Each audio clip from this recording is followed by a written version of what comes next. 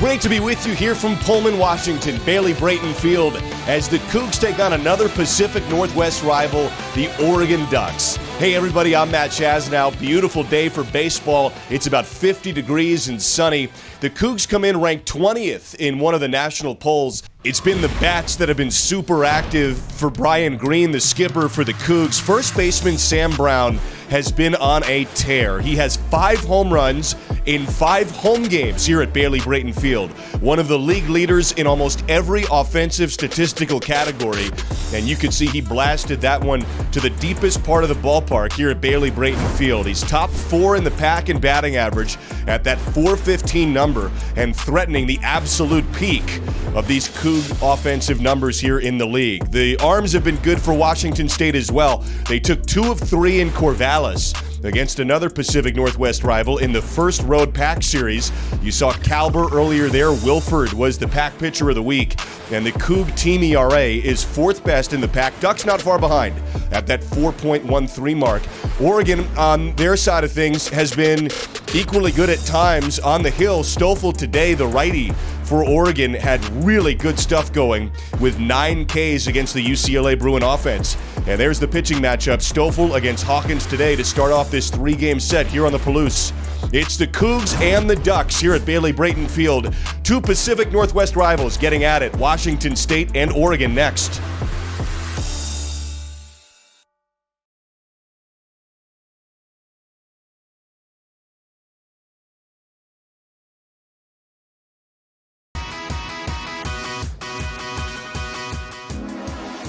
The 2 head coaches are at the dish exchanging lineup cards and going through some ground rules. I was talking to skipper Brian Green before this ball game, and there's some gaps under the fence down the right field line, a little bit down the left field line as well, and there's a chance a ball could roll under there for a ground rule double.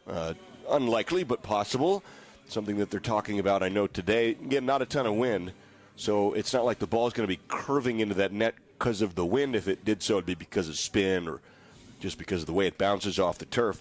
The umpires, home plate umpire, balls and strikes, will be Angel Campos, Nathan White at the first base side, Jason Venzin at second, and Kellen Levy at third. Mark Wazakowski is the head man for the Ducks, and he and Brian Green are discussing things at the dish there. We're just a few minutes away from pitch here at Bailey Brayton Field. A 4 o'clock pitch, which will put us, even with the time change recently, a little bit in the line for the sun to dip down and make first base hard to play, really hard to play, in the middle innings for about 20 minutes or so, depending on the pace of this game, as to when that sunset begins to take hold here at the field. But there's always a moment when we're playing right around when the sun dips, where first base is hard to play. When the time comes, we will address that. I've seen a lot of infield singles and misplayed balls over the years because of that. The Cougs are just about set to take the field. It will be righty Dakota Hawkins on the bump with his 1-2 record. This is his 5th appearance, all starts this year. This is his 5th start, and he's gone 17 innings. Has struck out 28, only walked 8. Allowed 10 earned runs and 23 hits in those 17 innings. Opposing batters are hitting .318 off of Dakota Hawkins, affectionately referred to as Hawk here on the Palouse. And the Cougar defensive alignment, we'll go through it once they get out onto this diamond, but they will be trying to take down an Oregon Duck offense that goes lefty, lefty, righty to start. 1, 2, 3, 4, 5 lefties in the lineup today for the Ducks.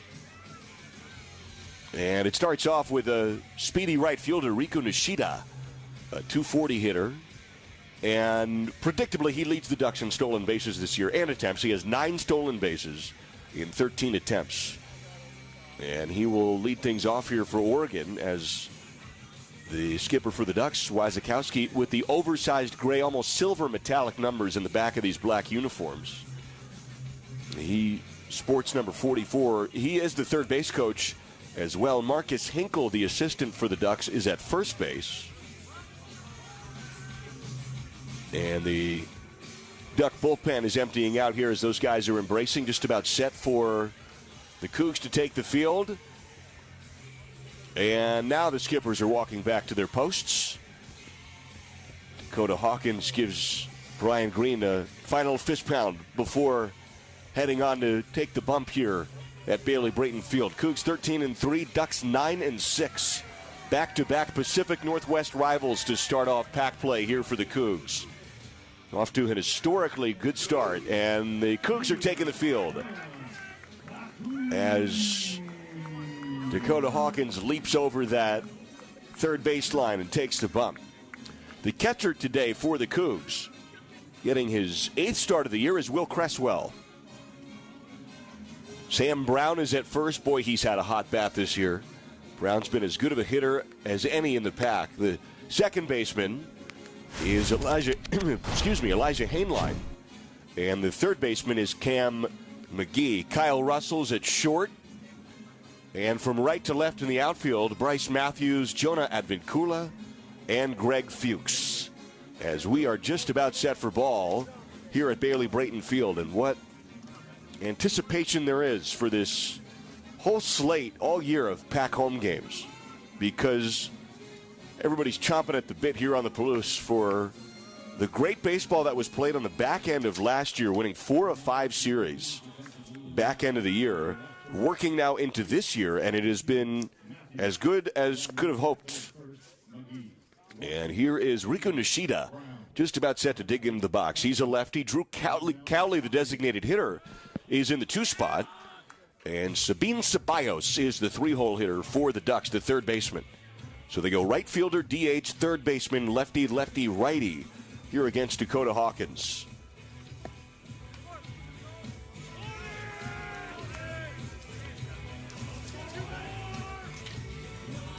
And really excited to be with you for Cougar baseball, as the throw down to second is looking good from Cresswell, and we're just about set for ball here with Nishida digging into the box. And even to start things off, Nishida will fight the sun a little bit in his eyes. Shadows are being cast from the third base side, stretching across the infield to first base. The third baseman, McGee, is playing in, even with the bump. The first pitch, swung on and lifted, playable to left field. Fuchs is on his horse toward the track, backpedals and makes the play. And it's 1 up and 1 down on one pitch, as Nishida gave it a ride to left on a fastball that was driven out to left field. 1 up and 1 down, and here's Drew Cowley. So Cowley digs in. Lefty hitter, senior the DH, a .214 average this year, has 2 homers. The pitch to him, just off the outside edge. Off-speed pitch there from Hawkins. There is a radar gun on the left field scoreboard that read 81 there for the changeup from Hawkins. And the windup, the 1-0. Another off-speed pitch comes in low and away, 2-0. As fans continue to file in here to Bailey Brayton Field. Hawkins sets up on the first base side of the rubber. First baseman Brown is playing on the lip of the infield brown turf. The 2-0. There's a strike. Fastball pumped in there, low 90s, and he's into the count at 2-1. So Cowley's a lefty, and then Ceballos is on deck, the defensive third baseman for the Ducks. Here's the 2-1 to Cowley.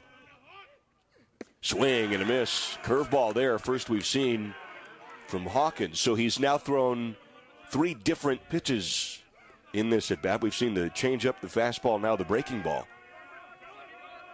And here's the 2-2. He deals. Strike 3, outside edge. Fastball paints the black, and it's 2 up and 2 down. The first strikeout for Hawkins.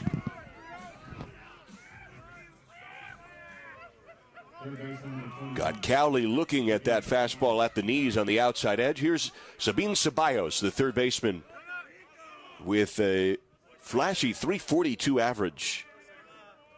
Tied for the Duck lead in homers in this lineup with 3. The pitch. Strike on the outside edge. That's a changeup to start this at bat to the righty hitting Ceballos. Hails from Puerto Rico with 13 hits on the year. The 0-1. Swing and a miss. He was behind that changeup. Mistimed it on the inside edge that time. And the count's 0-2. So Hawkins is ahead, looking for back-to-back Ks to end the first. With 2 down and the bases empty, the 0-2. Fastball off the outside edge. Good movement on that pitch. Shifted away from Ceballos, about knee-high, but off the edge. Hawkins challenges batters, the 1-2. See if he does it here. Into the turf, and did he go around? Yes, he did. Tags applied, and Ceballos is put down swinging on the appeal to first, where Nathan White said the bat went through the zone. That's 3 up and 3 down, and quickly for Hawkins in the top half. We go to the bottom of the first. It's the Ducks who are down in the top half, and the Coug Bats come up next. That to-do list you have needs one more thing. Chill. It's an easy thing to do. Just crack open an ice-cold Coors Light and chill.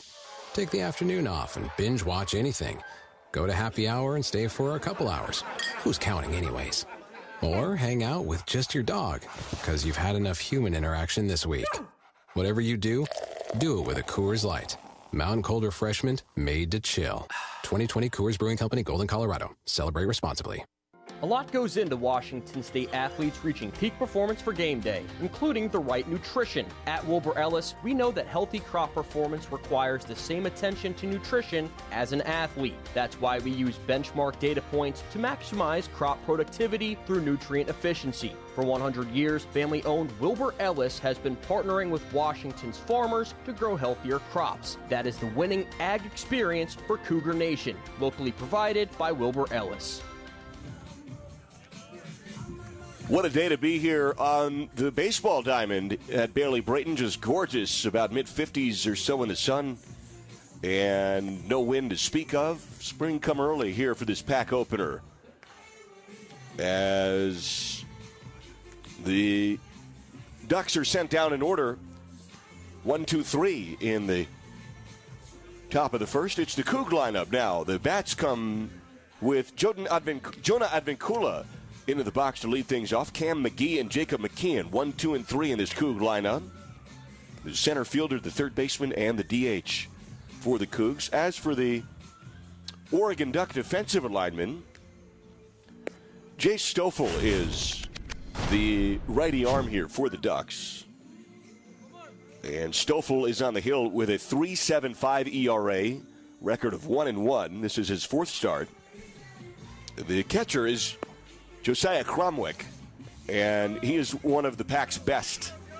He has had a very good start to this year. Cromwick is behind the dish. You got Jacob Walsh at first. The second baseman for the Ducks is Gavin Grant, and the third baseman is Sabine Ceballos, with the shortstop Carter Garati.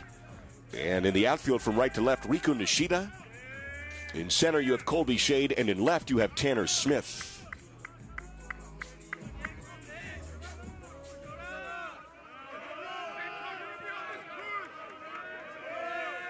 And the pitch to Advincula, swung on and fouled back. There's an inside fastball that's put off the bat. And the count's 0-1. Advincula with a 3.57 average. Has 2 triples on the year. 25 hits, leads this Coug lineup. And the pitch. Fastball off the outside edge. Good eye by Advincula to make it 1-1.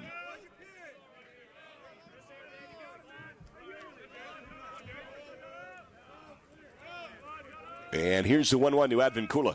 Swung on and looped into right. There's a base hit under the dive of the second baseman, as Advincula hangs on at first base there. So there's a single to right to start things off. And Gavin Grant couldn't quite get there with his dive.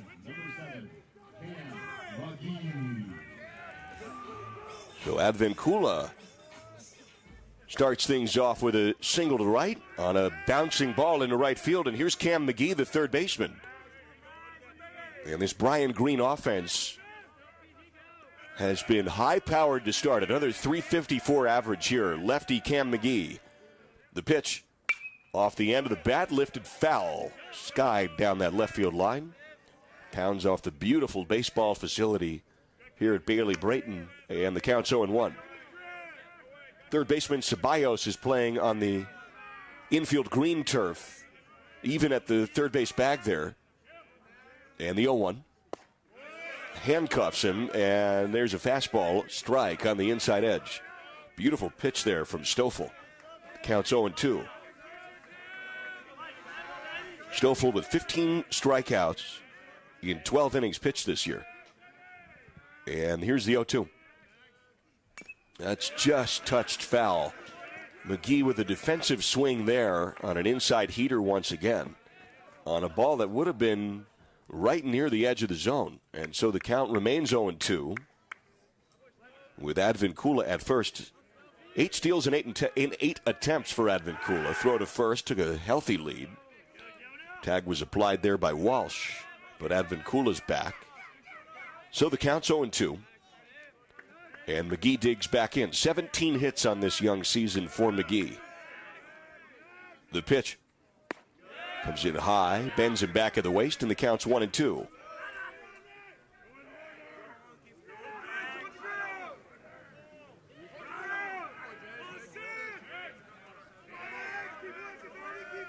One ball, 2 strike count here. Bottom of the first, the pitch. That floats outside. First changeup we've seen from Stoffel. And a good eye by McGee to even it up at 2-2. You can hear all the dugout chatter from a lively Coug dugout here on a 2-2 count with Advincula, a speedy runner at first. Stoffel's pitch. Yeah, it's a breaking ball that he did not snap off, and it floats high and outside, ball 3-2. So McGee has worked it full. He was behind 0-2. He's worked it to 3-2.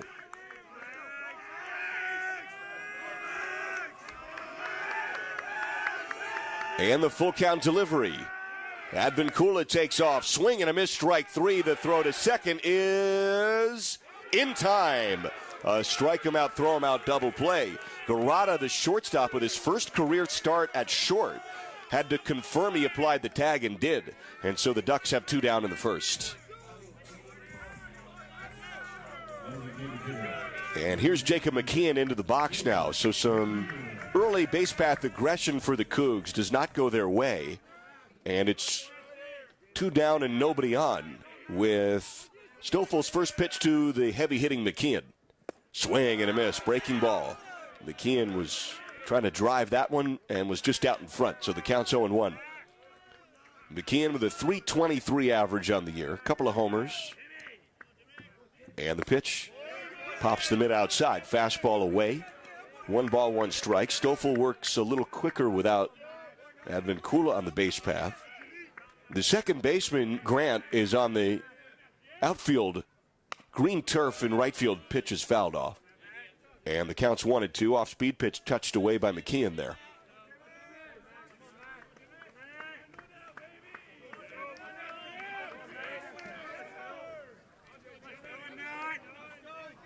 And here comes the 1-2. Comes in high and inside. And that's 2-2. Fastball to McKeon. So he digs in now. Bases empty. 2 down. Stoffel shakes off a sign. Now he deals. The 2-2. Just inside. Misses off-speed pitch. 3-2. Like a changeup there from Stoffel. 3-pitch pitcher. Changeup might be his best pitch. Might be his out pitch. And here's a 3-2 count coming. 2 down. Nobody on for Stoffel. He fires. Just misses low, and a good eye by McKeon. And he draws a walk, so another base runner here for the Cougs.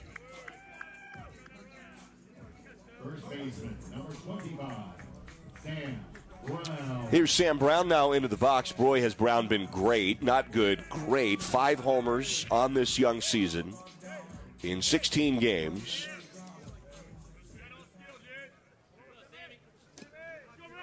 Off of first is McKeon. Stoffel's set, first base side of the hill. He stretches home, pitches fouled back. Inside fastball there, put behind home plate. So the count's 0-1.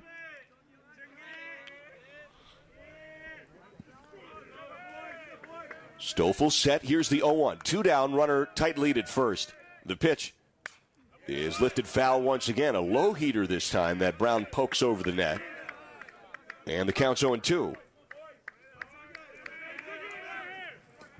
Skipper was not shy about saying he wanted the guys to attack Stoffel.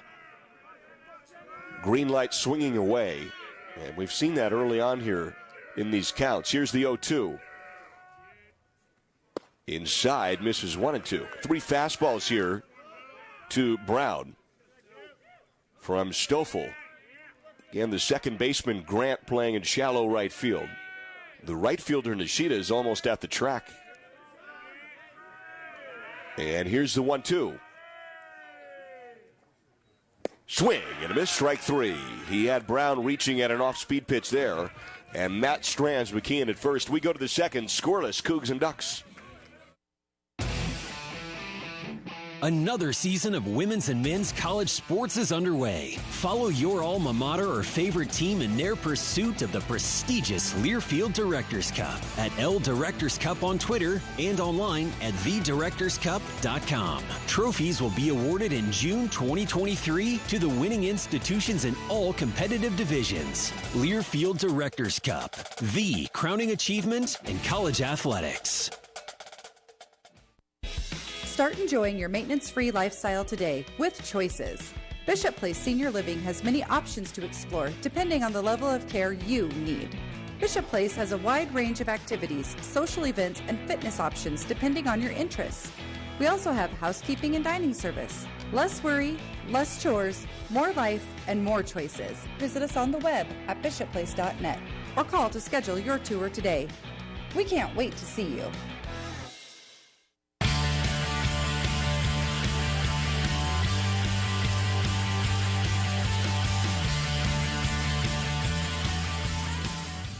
So Dakota Hawkins comes out to work the second inning here to the Ducks. Heart of the order, 4, 5, and 6. Tanner Smith, Colby Shade, and Jacob Walsh for Oregon, the left fielder, center fielder, and first baseman. 10 pitches for Hawkins in the first as he put the Ducks down in order with 2 Ks. And here is Tanner Smith now, the left fielder for Oregon. Senior 288 hitter. And a lefty for the Ducks. They go lefty, righty, lefty, 4, 5, and 6. Third baseman McGee playing in the pitch. Strike on the outside edge. He started off a lot of batters with that changeup today, and it works there. So the count's 0-1.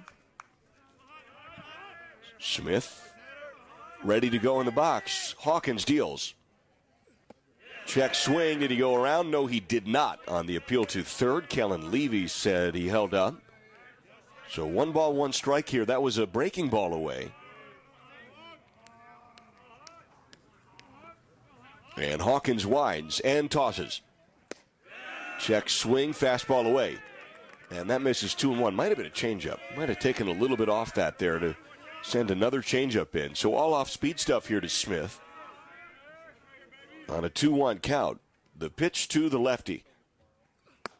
Comes in high, fastball there, 3-1. So he's behind on Smith.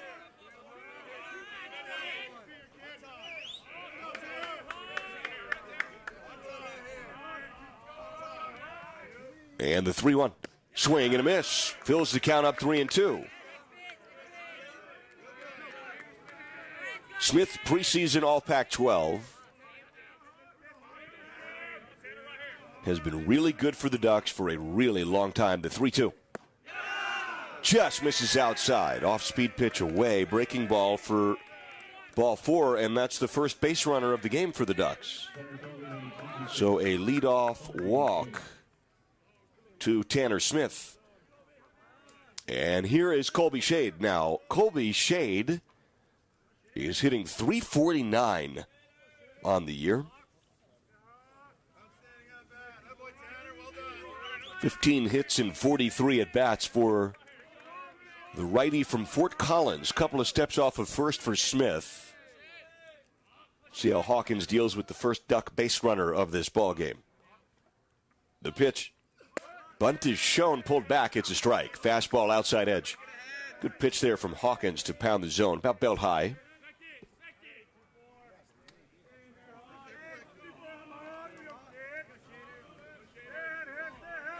And the throw to first, sliding back is Smith, so they're well aware of Smith there at first base. Jacob Walsh, the first baseman, is on deck. The 0-1. Fastball high, bunt shown again, and then pulled back. So that evens it up 1-1. McGee comes charging in from third on that shown bunt.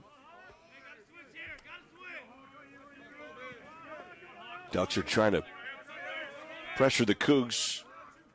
Move that runner over to second. Here's the 1-1 from Hawkins. Bunt shown. This is placed high and behind home plate, foul, as it bounced off the dish and then spun backwards. So there's a strike. Hawkins pointed at it, told Cresswell, hey, let that one go. That one rolled on that Crimson Coug head logo behind the plate. So the count's 1-2 here to Shade.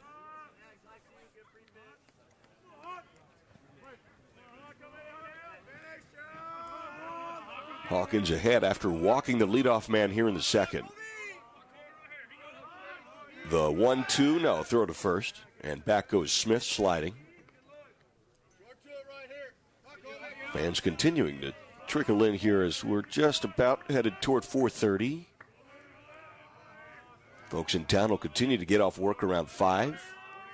The 1-2 is grounded third base side foul, as that one's bounding toward the bullpen down the left field line. Hawkins gets a new baseball. 1 ball, 2 strike count here to Shade.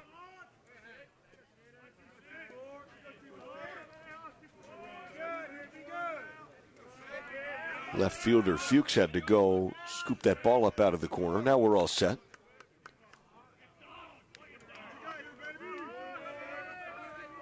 And the 1-2. Swing and a miss into the turf. He goes fishing for it, and there's the third K of the outing for Hawkins. Smith stays there at first base. Good job by Cresswell to block that ball that bounced almost toward the opposing batter's box. And so there's the first out of the second inning. And here's Jacob Walsh now into the box. The defensive first baseman for the Ducks from Las Vegas. And here's Hawkins with one down. There is a strike pumped in there on the outside edge. Counts 0-1. The shortstop Russell's playing toward the right field side of the second base bag. And the second baseman, Hainline, is in the hole. They're playing Walsh to pull, throw to first. Brown there covering, but Smith's back easily. The third baseman, McGee, is playing really where the shortstop usually would. The 0-1 is grounded foul, first base side. So Hawkins is ahead 0-2. Hawkins came into this with 15 Ks in 12 innings. He's already racked up 3 more, and the Ducks have struck out a lot early on in this year. It's kind of been boom or bust, home run or strikeout. And Coach Green said, look, you make a mistake up in the zone, watch out. The 0-2 is outside. Cresswell tried to frame that fastball away, but the home plate umpire, Angel Campos, was not persuaded. So it's 1-2. Smith's at first base.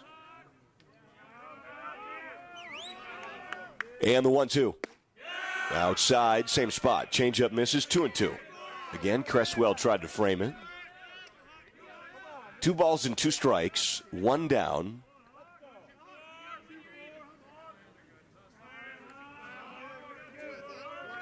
And the pitch to Walsh.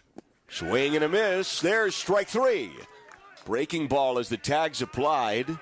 Back-to-back Ks here for Hawkins. That's the 4th strikeout here in the outing. With 2 down now here in the second. So Josiah Cromwick comes in now. Another Las Vegas native for the Ducks. And Cromwick, the catcher, was fabulous to start the year. National Player of the Week, Week 1. Preseason all-pack catcher for the Ducks. And a quick little infield convergence here on the mound to try to talk about how to deal with Cromwick.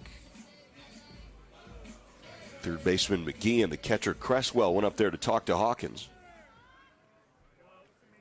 So Smith's at first base. And here's Hawkins now. First base side of the hill. Throw that way. Tags applied. Close tag. Smith didn't have much of a lead. Maybe that's what they were conferring about at the mound, saying, hey, I'm going to tell you when to throw to first. Throw again. Another close tag applied. Smith gets back safely.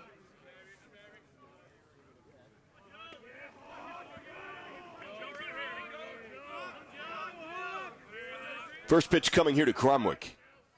Unless they throw to first again, then they do. No tag applied this time. Washington State University would like to thank Crimson and Gray for their continued support of Coug Athletics. Head to bookstore.com to get the latest in Coug apparel. That's BKSTR.com. Here's the pitch to Cromwick. Strike. Changeup floats in. Hawkins has featured that changeup early on here. And he's ahead of the righty Cromwick 0-1. Cromwick watched it go by. 2 down here, runner on first is Smith. The pitch. Swung on and put the opposite way foul. As that fastball is touched away and the count's 0-2. Chance for Hawkins to get his third strikeout here in the second inning after a leadoff walk to Tanner Smith. 0-2 count here, 2 down. Runner on first. The 0-2 pitch. Fouled off again. High heater this time, pushed away by Cromwick. And we'll redo the 0-2.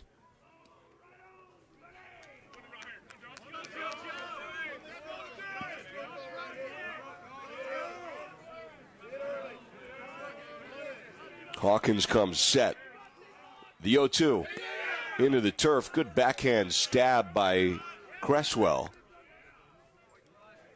to keep Smith there at first base. Counts 1-2 now.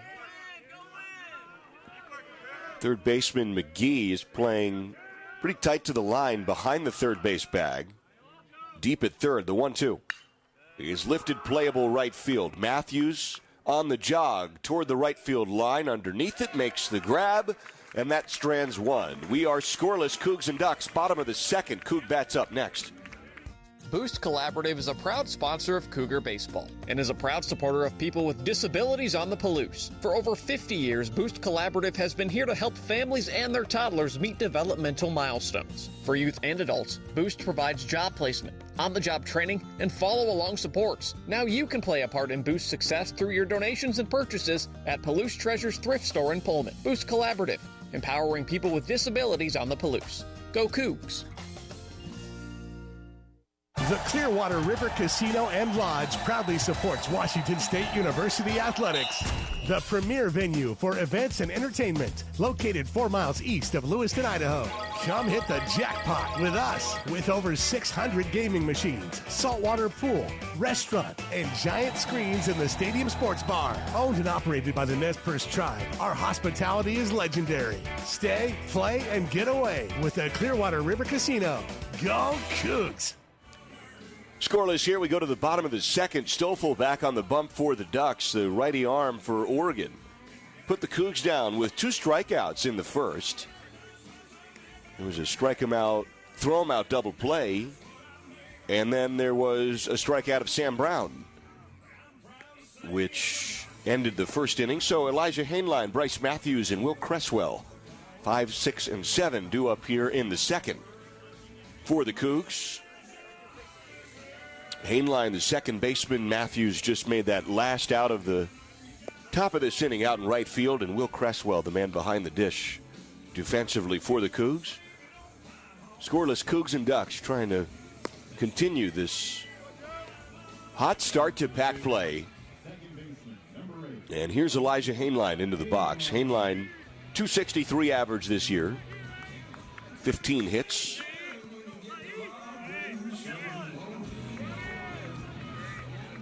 Stoffel put 20 pitches on his arm in the first inning. And here's Hainline into the box. First pitch of the second for the Duck arm is inside and high. Again, that fastball as he wipes his hand off as the ball's returned to him. That breaking ball just has not snapped off early on here for Stoffel. The 1-0. There's a strike. Good-looking heater on the outside edge. Low 90s is where that burns in. Counts 1-1. So early on, it's something to note. That breaking ball has not broken into the zone. The 1-1 swing and a miss. High fastball there. Pushed by Hainline. Counts 1-2.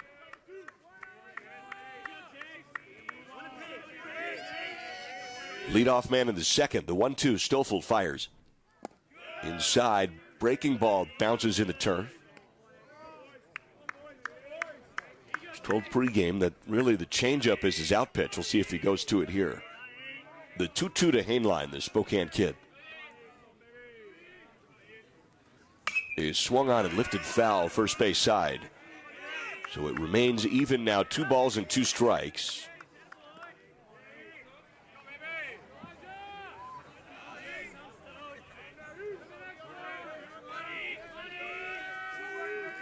And the 2-2. Swung on, hit hard into left center field. There's a base hit under the dive of Garada at short. Wide turn at first. He'll take off for second and slide in with a double. Hainline on a ball that got cut off and left by Tanner Smith decides to wheel around first, and it's a leadoff double here in the second for the Cougs. Right fielder, number 4, Bryce. So Bryce Matthews is into the box on an aggressive move that pays off for Hainline. That ball was hit hard, too. He had to giddy up out of the box to get around first. And it was hit toward the gap. It was cut off, but he had the wheels to get there. Here's the pitch to Bryce Matthews. Swung on and foul tipped. And in and out of the mitt of Cromwick. So there's strike one. Matthews with a bit of a slow start to this year. This is only his 8th start. He has 3 hits in his 25 at-bats. Hasn't gotten going yet. The pitch comes in on a fastball, but time was called. And Stoffel didn't see it. So there was a late time granted to Matthews. Would have been a strike, but Matthews was not in the box. And the skipper, Brian Green, wanted to call time to have the base runners and the base coaches meet up and discuss things down that third base side. So time is granted, and Hainline and Matthews, they're all talking about things. Cougs trying to put the first run across home plate as they split apart.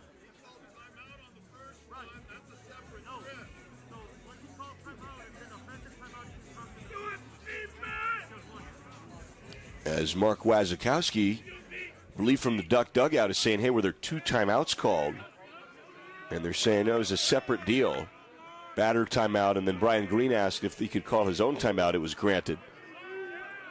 As we're back to it now. 0-1 pitch coming here to Matthews. Runner on second. Swung on and line to left. If it's fair, it's big trouble. Smith can't get there. It's fair. Rounding third and coming home to score, standing up, is Hainline. Over to second with an RBI double is Bryce Matthews, and it's 1-0 Cougs.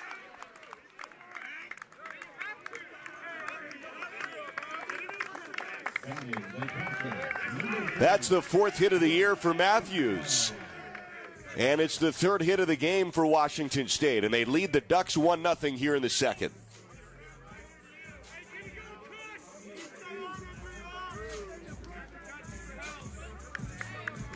Will Cresswell into the box now. On a beautifully placed ball by Matthews, who goes the opposite way. The pitch to Cresswell as he steps off and throws lightly to second. Some of the Coug fans wanted to balk on that. His leg lifted up into the air. Not sure he was coming toward home. A little herky-jerky, but I'm not sure it was a balk. As Matthews is there at second. Here's the pitch to Cresswell. Inside, breaking ball off the plate for ball 1. That one broke a little lower than the others had for Stoffel, but it was inside off the plate. Here's the 1-0. Fastball high, 2-0. Good eye by Cresswell. This is the 8th start of the year for Cresswell. He has 3 hits in 22 at-bats.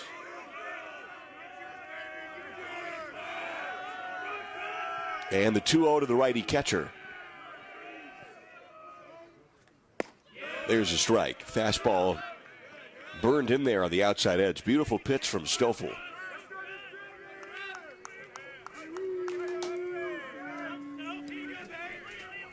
Two balls and one strike. Runner on second is Matthews. And again, he steps off and throws to second, does Stoffel. On deck is Fuchs.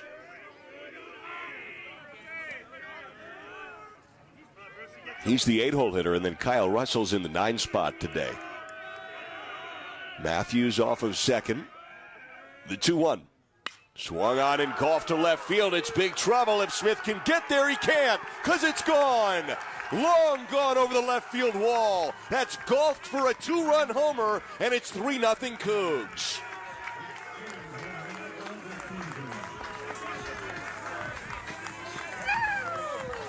A 2-run shot for Cresswell. His 3rd homer of the year.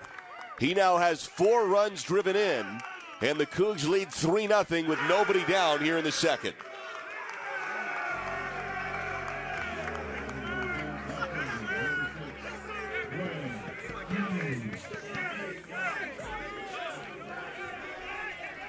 Greg Fuchs comes into the box now with the bases empty. Pitch that was low and barreled out on a pulled ball to left field. Fastball strike up in the zone for an 0-1 count to Fuchs, the left fielder. Lefty hitter with 9 hits and 45 at-bats for the Cougs. Pitch comes inside off the plate. Fastball misses 1-1. So 1 ball, 1 strike. First 3 to come into the batter's box this inning all have scored now for the Cougs. As Stoffel winds and deals.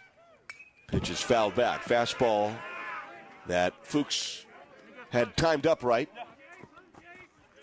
And the count's 1-2. 3 runs on 4 hits now for the Cougs. The 1-2. Swung on and grounded foul, first base side. Right off the end of the bat. And the count's 1-2 here to Fuchs.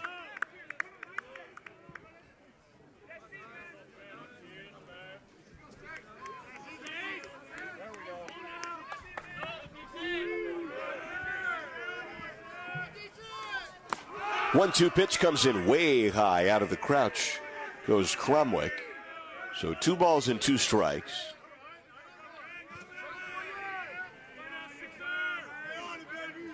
The 2-2, nobody down in the second. Is off the outside edge.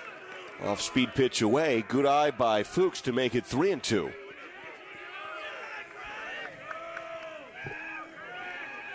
Beautiful sunshiny afternoon. The 3-2 pitch. Away, ball 4. And another base runner here in the second for the Cougs. Applying big pressure here on Stoffel, who had 9 Ks against the Bruins.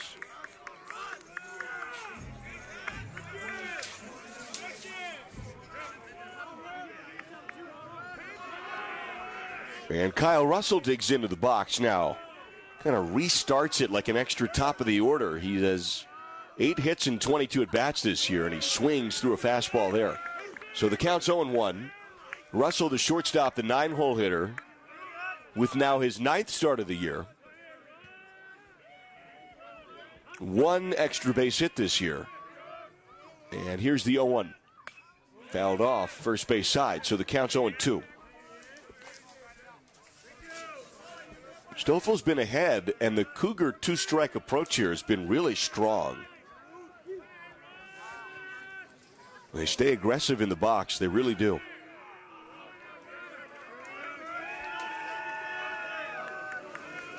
The 0-2 comes in low, good eye, bounces away from Cromwick. He can't find it for a second. A bit of a dangerous moment there. Russell took a practice swing, and with no helmet, Cromwick was right near him. But he's okay. So Fuchs goes back to first. Russell started all 3 games in Corvallis at short. And here's the 1-2. Comes in high, 2-2. Fastball misses. So again, the Cougar two-strike approach has been very good in these first 2 innings. Still nobody out here in the second inning. Fuchs at first.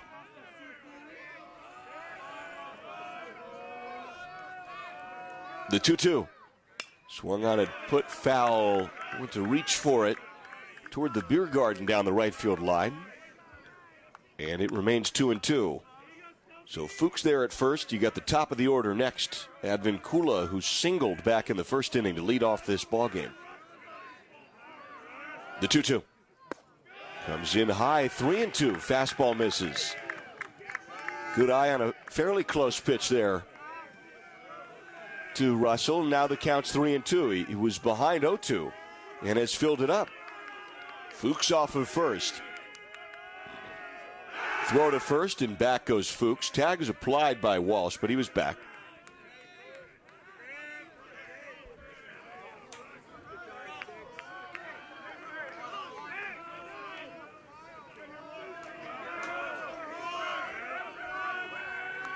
And here's the 3-2 pitch.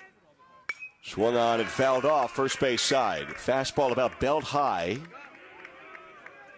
And it remains 3-2.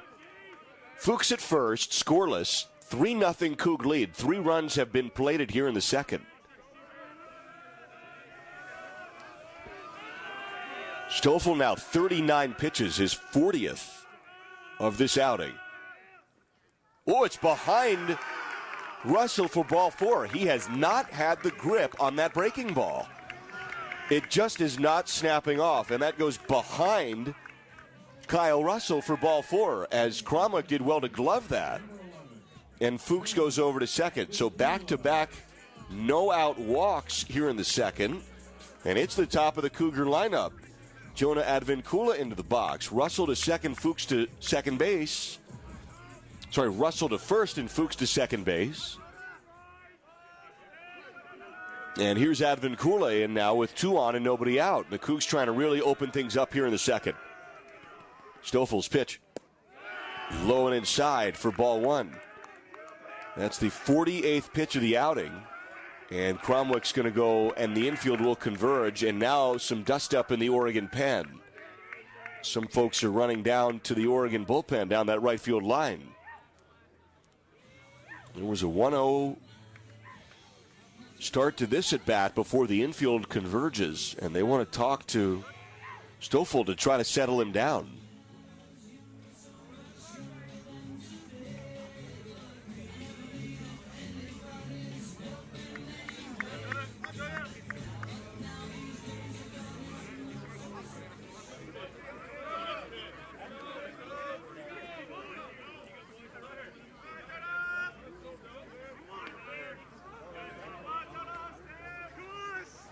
Into the box is Advincula. Counts 1-0.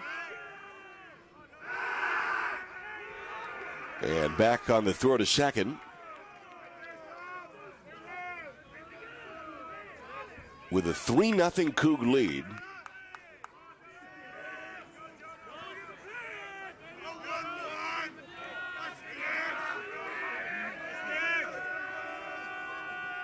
And Stoffel's pitch swung on and missed.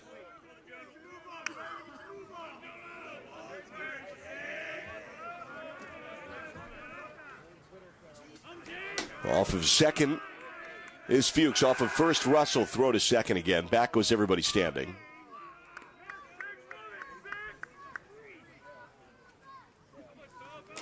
One ball, one strike here to Advincula. Got caught stealing for the first time this year in the first inning. Cougs were trying to apply early pressure. Leadoff man going, the 1-1. Swung on and lifted softly to left. Playable for Smith on the run toward the line and left, and he makes the grab in the ocean of green out there for the first out of this second inning. And now Cam McGee comes into the box. As Fuchs stays there at second, Russell is at first. So 1 down here and 2 on. 3 have scored.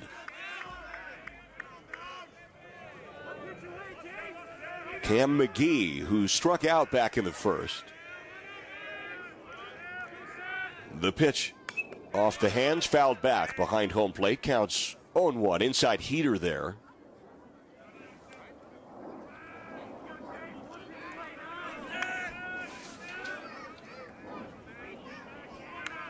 It's wild that the Ducks played their first 15 games in Eugene, especially for the way the Cougs usually try to start the year, playing as infrequently at home as possible with all the early baseball weather that you get here. The 0-1 is outside, 1-1. Fastball misses. It's cold in Eugene, but they get that Portland-Seattle rain mix more than they get the snow and the ice. The turf does really well in weather. Same deal here on the Palouse. Here's the 1-1, in that regard at least. The pitch is off the end of the bat. It's a bouncer to second. Gloved by Grant. Throw to second for one. Turn to first, not in time. And Fuchs advances over to third. Russell is put down at second. McGee heads over to first on the fielder's choice.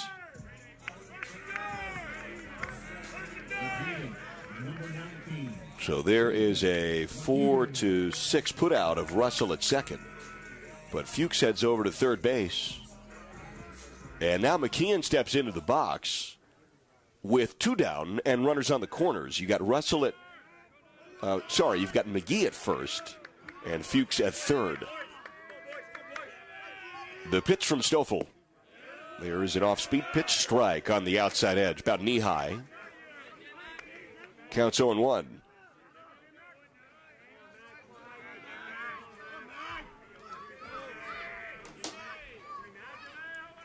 The 0-1 is push foul, fastball, first base side. Counts 0-2. Double homer to start off this second inning. And that puts 3 runs across. Fuchs at third, McGee's at first. The 0-2. Strike 3, outside edge. Fastball right in there, knee high. McKeon watches it go by.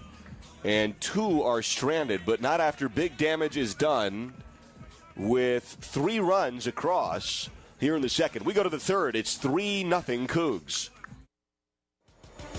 College sports fans now have access to hundreds of weekly podcasts that zero in on the college sports world.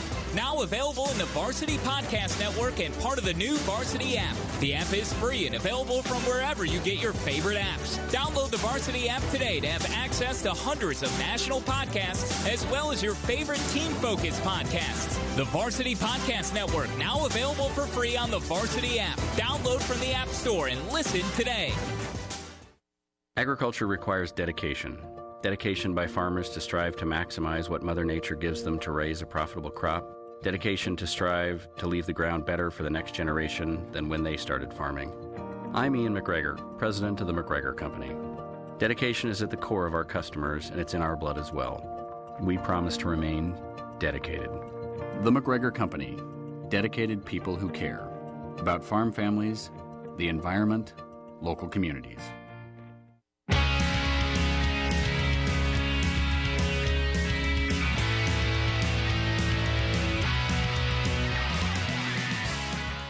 This copyrighted broadcast is an exclusive presentation of Learfield under the broadcasting rights granted by Washington State University. Reuse of this presentation is prohibited without the expressed written consent of Washington State University and Learfield. Announcers are provided by Learfield and approved by Washington State University. Top of the third as Dakota Hawkins is back on the bump and throwing here to Garate. There's a pitch outside for ball number 1. Fastball misses. Garate and then Gavin Grant. And then the top of the order here in the third for the Ducks, Riku Nishida. As Hawkins deals the 1-0 to Garate. And that is a strike. Fastball check swing, but it was in the zone there on the outside part. Shortstop Garate making his first career start at the shortstop position today. 1-1 swung on and missed. Off-speed pitch away, and the count's 1-2. 3-0 Cougs. 3 runs in the second inning come across. The 1-2 is swung on and missed for strike 3. Bouncing into the turf, throw to first to complete it. And so there's one up and one down in the third, and that is Hawkins' fifth K through 2 1/3 of work. And here's Gavin Grant into the box now. One down and nobody on. The 9-hole hitter for the Ducks. And this is now the 36th pitch of the outing for Hawkins. Bunt is shown, strike. It's pulled back. Breaking ball is into the zone on the outside part there. Great command from Hawkins early. Gavin Grant, with his 16th start of the year, has 8 hits on the season. The pitch. Strike 2, well framed by Cresswell on a ball that was right on the outside edge. Put easily into the zone there. So Grant hitting .205 on the year from Puyallup. The 0-2 from Hawkins. Strike 3, 3 pitches, and a strikeout to Grant. And quickly 2 up and 2 down in the third. Watched a fastball go by on the outside edge there, did Grant. And here's Nishida for his second at bat now. Flew out to left on the first pitch of this game. So 2 down here in the top of the third. Third baseman McGee comes in even with the third base bag. The pitch to Nishida. Just off the outside edge. Fastball misses, ball 1. 1-0 count, 2 down in the third. And the 1-0 from Hawkins. Swung on and grounded a couple of hops on one knee. Scooped up by Brown onto the cleats. Jogs to first for an easy third inning for Dakota Hawkins. 3 up and 3 down. We go to the bottom of the third. Cougs lead 3-0. It's time to bring the big game to your backyard. With battery power made by Steel. Our AK Homeowner System battery tools start at just $199.99. Find yours at over 10,000 local dealers. Steel is a proud supporter of your Washington State Cougars.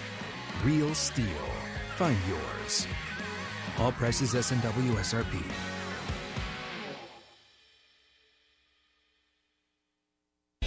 Start enjoying your maintenance-free lifestyle today with Choices. Bishop Place Senior Living has many options to explore depending on the level of care you need. Bishop Place has a wide range of activities, social events, and fitness options depending on your interests. We also have housekeeping and dining service. Less worry, less chores, more life, and more choices. Visit us on the web at bishopplace.net or call to schedule your tour today. We can't wait to see you. We go to the bottom of the third. Cougs have a 3-0 lead. Before we get to the action as Stoffel's taking his warm-up pitches, let's pause 10 seconds for stations to identify themselves as affiliates. This is Cougar Baseball.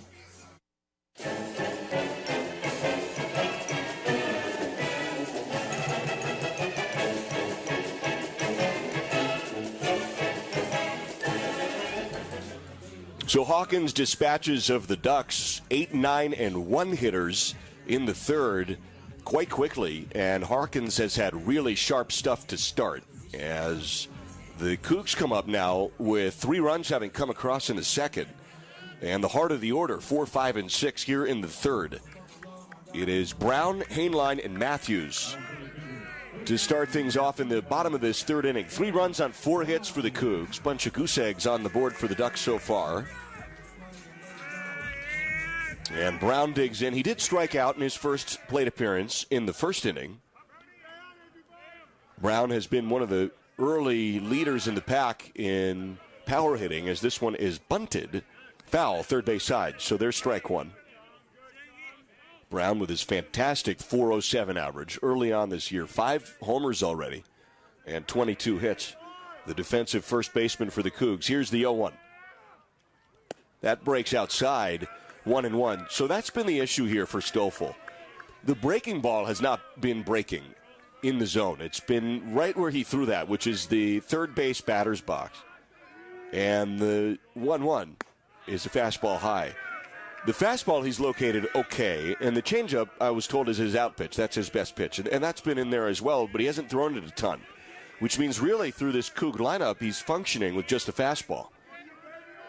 And here's the 2-1 to Brown. That's foul tip. There's a changeup, and there's a beautiful pitch. Brown did well just to get a piece of that. And that's strike 2. as it's tipped away. 2 balls and 2 strikes in the bottom of the third. The defensive infielders for the Ducks are shifted to the right. Second baseman is in right field. Pitch comes in high. Fastball misses. 3 balls and 2 strikes. So what does Stoffel go to here? He has thrown just about 60 pitches. Do we see the changeup to Brown, the 3-2? There it is, high and away. 4-4. Might have been the heater on that. Thought he took a little bit off, but missed the spot. And so now the leadoff man is on for the Cougs in the third. Stoffel walked a batter in the first. He walked 2 last inning in the second. And he has walked a leadoff man here in the third as Elijah Hainline comes into the box. Now Hainline legged out a double to lead off the second on a ball that got cut off in the gap and left, but he was smart and aggressive, got to second. Pitch is a ball, a changeup that misses high and tight. So the count's 1-0. Good eye by Hainline there. 16 hits now on the year. Throw to first, and Brown gets back sliding. Now 62 pitches on Stoffel's arm. There is a righty warming in the Duck pen. So the Cougs are trying to push Stoffel off the hill. Really just the second time through the lineup. The 1-0 comes in high and inside, 2-0.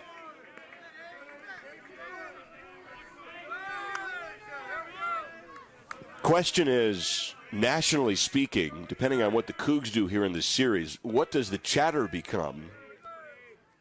2-0 pitch is swung on and popped up sky high, shallow right. Grant, the second baseman, is calling off the help, backpedaling and makes the grab at his left shoulder. You know, the Cougs are ranked 20th in one poll, unranked in some of the others. As Matthews comes in the box, at what point do the other polls go, oh, okay, well, you won 2 of 3 in Corvallis. Maybe you do well here this weekend against the Ducks. And you start to get on the good side of that early narrative, that early discussion for some really, really fun things this year. Brown's off of first. The pitch to Matthews is a strike on the outside edge. Last year, it was inverted, right? It was a slow start.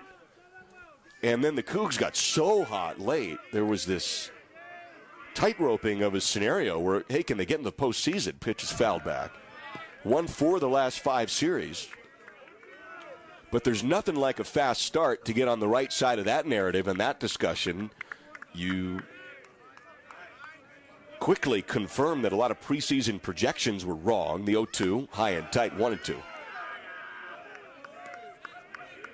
And there's nothing like getting into the polls early, right? Everybody knows that in football. Once you get in, it's almost hard to get out if you can get up into the teams. A couple of steps off of first for Brown. The 1-2. Swung on it, foul tip. Good job to stay alive on an outside heater there. Matthews just kind of defensively put the barrel of the bat toward the ball. Stay alive on that one. 3-0 Coug lead. 1 down, runner on first here in the bottom of the third. Shadows beginning to arc across from third toward first base. Will start to be an issue in all likelihood toward the 7th inning stretch. The 1-2 comes in low. 2-2. There's always quirky stuff in baseball.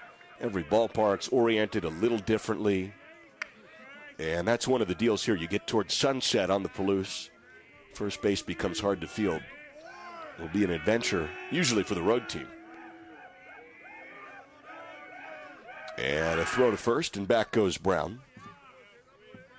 Walsh will have to really use those shades that he's wearing there at first base. 2 balls and 2 strikes. Stoffel is getting up towards 70 pitches now. 1 down in the third. The pitch. Check swing into the turf. Did he go around? Yes, he did. Ball bounces away. Throw to second in time on a beautifully thrown ball by Cromwick that guns Brown down at second to end the inning. We go to the 4th. It is 3-0 Cougs. This is Cougar Baseball. Looks up, that's long gone. That ball is blasted by McKeon. One hopper to Hainline, glove side, throws to second for one, turn to first, double play.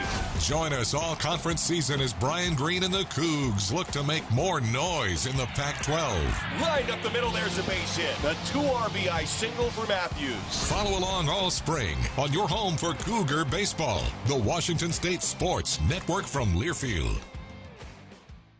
A lot goes into Washington State athletes reaching peak performance for game day, including the right nutrition. At Wilbur Ellis, we know that healthy crop performance requires the same attention to nutrition as an athlete. That's why we use benchmark data points to maximize crop productivity through nutrient efficiency. For 100 years, family-owned Wilbur Ellis has been partnering with Washington's farmers to grow healthier crops. That is the winning ag experience for Cougar Nation, locally provided by Wilbur Ellis.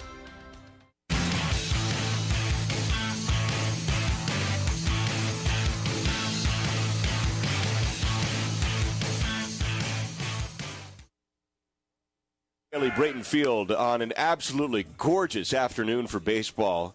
In the 50s in the sun. It'll start to dip down a little bit, but not a cloud in the sky. And Dakota Hawkins has been super sharp. He has 6 Ks through 3, only 40 pitches on his arm. And it is 2, 3, and 4 in the Duck lineup due up here. Cali and Ceballos and Smith. And Hawkins fires a strike on the outside edge. Off speed, bends right over the outside corner. Hawkins really has all 3 pitches working today and has commanded all 3. The 0-1. Fastball off the outside edge, 1-1. So Cowley struck out looking in the first, his first plate appearance. Third baseman McGee somewhat tight to the bag, the 1-1. That's away, 2-1. Changeup missed there. Cowley, the DH for the Ducks, hitting just .211 this year early on. 12 hits on the season. The pitch is a chopper up the middle. Second baseman Hainline's there, gloves it, throws it across his body, and on the stretch, that is lost behind Brown. The throw to second on a wide turn to first has him in a pickle. And a run down here from first to second. And the tag is applied, and he's put out at first. Well done by the Cougs. Wide turn at first by Cowley. And so the Cougars throw Cowley down, trying to leg one out to second. Hainline was running to second base, running away from first. He threw that ball away. Brown tried to do a split on the stretch to glove that ball on a short hop, and it was well backed up by Cresswell, who threw it to second, and then he and Russell worked to get Cowley out. Ceballos into the box. There is a strike. And the count's 0-1.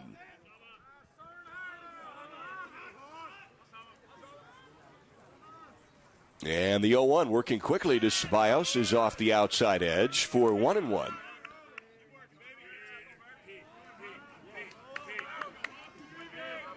It is ruled an E4. And then Cowley was put out 4-2 to 6-3. And the 2-1. Swung on it, missed.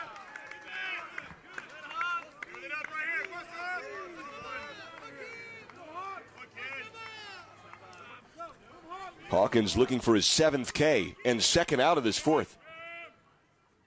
Swung on and a one-hopper to second. This one's routine for Hainline. He gloves, throws it to first. 2 up and 2 down. Well done by Hainline there. It's amazing how the ball always comes back to find you. And here is Tanner Smith with 2 down and the bases empty here in the 4th.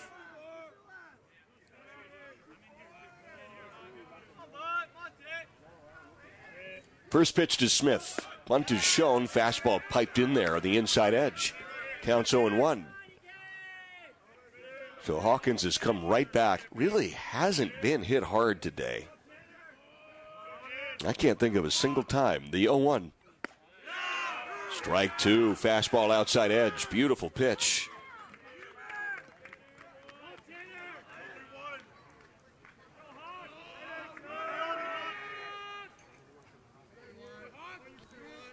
The 0-2, does he come right at him? Yes, he does. Fastball, strike three. A three-pitch K for Hawkins, who has 7 strikeouts through 4. We go to the bottom of the 4th. Cougs up 3-0 on the Ducks. That to-do list you have needs one more thing. Chill. It's an easy thing to do. Just crack open an ice-cold Coors Light and chill. Take the afternoon off and binge watch anything. Go to happy hour and stay for a couple hours. Who's counting anyways? Or hang out with just your dog, because you've had enough human interaction this week. Whatever you do it with a Coors Light. Mountain cold refreshment made to chill. 2020 Coors Brewing Company, Golden, Colorado. Celebrate responsibly. Agriculture requires dedication. Dedication by farmers to strive to maximize what Mother Nature gives them to raise a profitable crop. Dedication to strive to leave the ground better for the next generation than when they started farming. I'm Ian McGregor, president of the McGregor Company. Dedication is at the core of our customers, and it's in our blood as well. We promise to remain dedicated. The McGregor Company. Dedicated people who care about farm families, the environment, local communities. Cougs have a 3-0 lead. We go to the bottom of the 4th. 7, 8, and 9 due up here for the home Cougs. Stoffel's back out there to work his 4th inning, and this might be his last. See if they want to leave Stoffel out there to work a 3rd time through the lineup. Cougs had a big second inning. They scored 3 runs. Double homer. First 3 batters of that second inning. And really have threatened with base runners in each inning. They had a leadoff single. They had a leadoff walk in the 1st and 3rd innings, respectively. So now it's Will Cresswell into the box. Cresswell hit the homer back in the 2nd inning, a 2-run shot to left. And he digs in now with 4 hits on the year and 4 runs driven in. Stoffel's pitch. Comes in high and inside. Fastball misses, 1-0. Inside heater from Stoffel is his 72nd pitch of the outing. And the 1-0 is swung on and line to right. Charging in is Nishida. He slides down and cannot glove it. And there's a single. Hard hit line drive by Cresswell to right. Nishida had a beat on it, but could not get there in time. And so the leadoff man is on once again for the Cougs.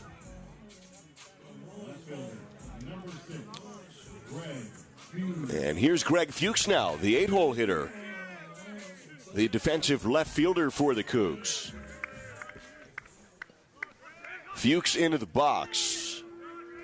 He walked. Last inning, he got stranded on 3rd. And Stoffel's pitch. Swung on, popped up, playable left field. Underneath it is Smith running toward the infield, makes the play for the first out of the 4th. Hanging on at first is Cresswell. And now Kyle Russell digs into the box. So there's a 1-pitch out for the Cougs. 1 down here, bottom of the 4th in this 3-0 ball game. Boost Collaborative, proud partner of Coug Athletics, empowering people with disabilities on the Palouse. Go Cougs. And here's into the box. Walks Kyle Russell. Breaking ball, strike. There's the first quality breaking ball we've really seen from Stoffel so far. And off of first is Cresswell. The 0-1 to Russell. Swung on off the hands, fouled back. An inside heater to make it 0-2. So Stoffel finally commanded that breaking ball there, and he's ahead of Russell 0-2. Best breaker we've seen yet from Stoffel. A couple steps off of first by Cresswell. The 0-2 pitch. 1 down here, bottom of the 4th. Swung on and fouled off the catcher. As Cromwick took the brunt of that one, he gets just a moment to confirm to the home plate ump, Angel Campos, that he's okay. And now Russell digs back in. 0-2 count, 1 down. Off of first is Cresswell. The 0-2. Swung on and looped up the middle. There is a base hit underneath the dive of Garada. Cresswell rounds second, aggressive move. The throw is not in time. Advancing over to second now is Russell. So there's a single, and Russell aggressively heads over to second, and the Cougs have runners safe at second and third. Very aggressive base running. The center fielder Shade threw it just about on target. Ceballos could not apply the tag in time. The ball might have been jostled free. The third base umpire, Kellen Levy, really took a look at it. And so you've got yourself the infield converging now and maybe a pitching change. And, yeah, we'll go to the bullpen. That will do it for Stoffel. Runners on second and third with one down here in the fourth, and the top of the lineup due up. And they will not have Stoffel go through the lineup a third time. We'll take a pitching change break with the Cougs threatening again. Here in the bottom of the fourth, runners on second and third, they lead 3-0. That to-do list you have needs one more thing. Chill. It's an easy thing to do. Just crack open an ice-cold Coors Light and chill. Take the afternoon off and binge watch anything. Go to happy hour and stay for a couple hours. Who's counting anyways? Or hang out with just your dog because you've had enough human interaction this week. Whatever you do it with a Coors Light. Mountain Cold Refreshment made to chill. 2020 Coors Brewing Company, Golden, Colorado. Celebrate responsibly. A lot goes into Washington State athletes reaching peak performance for game day, including the right nutrition. At Wilbur Ellis, we know that healthy crop performance requires the same attention to nutrition as an athlete. That's why we use benchmark data points to maximize crop productivity through nutrient efficiency. For 100 years, family-owned Wilbur Ellis has been partnering with Washington's farmers to grow healthier crops. That is the winning ag experience for Cougar Nation, locally provided by Wilbur Ellis. So that'll do it for Stoffel for the Ducks. And we'll get you the final line on Stoffel here in just a moment. New pitcher is righty Logan Mercado out of the pen. He's from Pasco. He's a Tri-Cities kid. And Mercado this year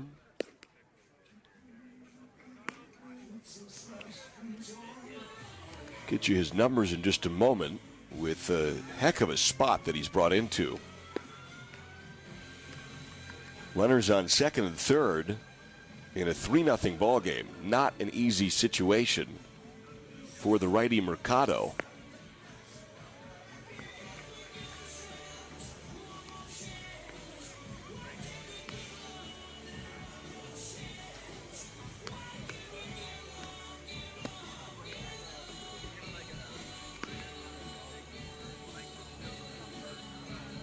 Mercado makes his fifth appearance here.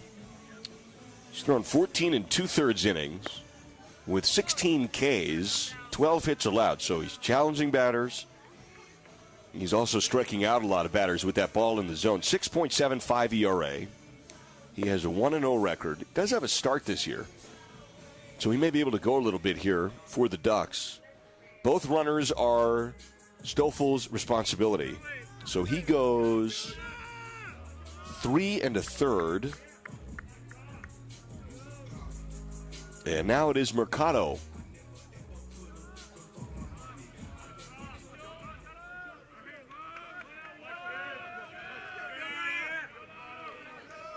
As Advincula's in the box with runners on second and third. The pitch to him. Swung on and lifted down the left field line, arcing foul. And that will be a strike on Advincula.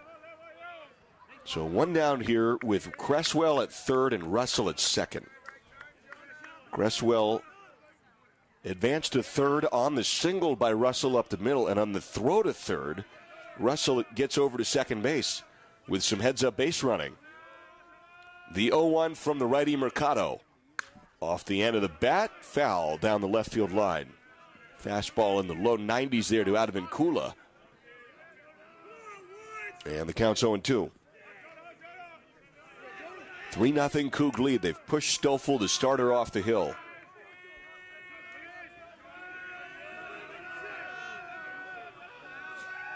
The 0-2 comes in high, 1-2. Good eye by Advincula there. Final line on Stoffel, 3 1/3, 4 Ks, 4 walks,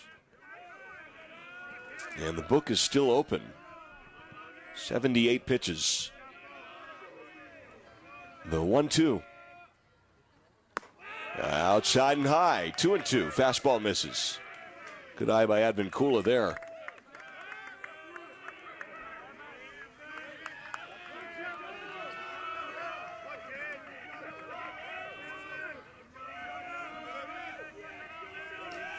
With Cresswell at third and Russell at second, the 2-2 swung on a chopped foul, first base side.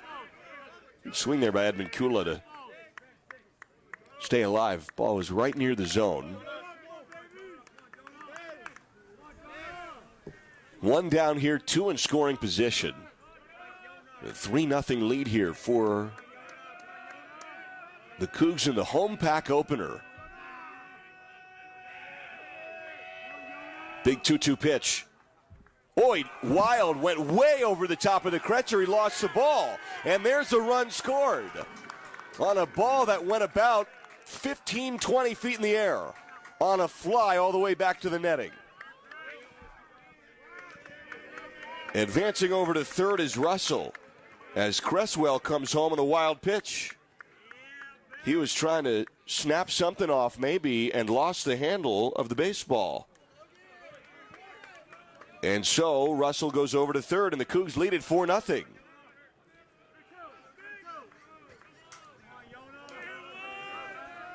Here's the 3-2 now to Advincula. The pitch swung on and lifted to deep center. Should be deep enough now. Shade comes sprinting in, makes the grab. Charging from third is Russell on the tag. The throw not in time, and the Cougs lead at 5-0. Russell comes in to score on a slide. Cromwick, the catcher, took a couple of steps forward to glove that one and could not apply the tag behind him. As Advincula has the RBI. And here's Cam McGee now, the two-hole hitter for the Cougs, who have scored two more here in the fourth. Both runs charged to Stoffel. And the pitch from Mercado is fouled off third base side. 5 runs on 6 hits now for the Cougs.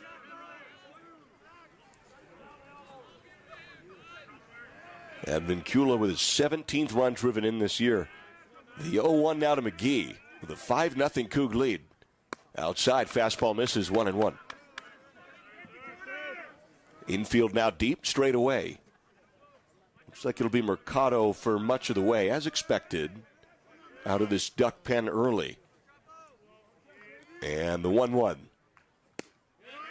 Just low and away. Fastball misses. Good eye by McGee. And it's a 2-ball, 1-strike count.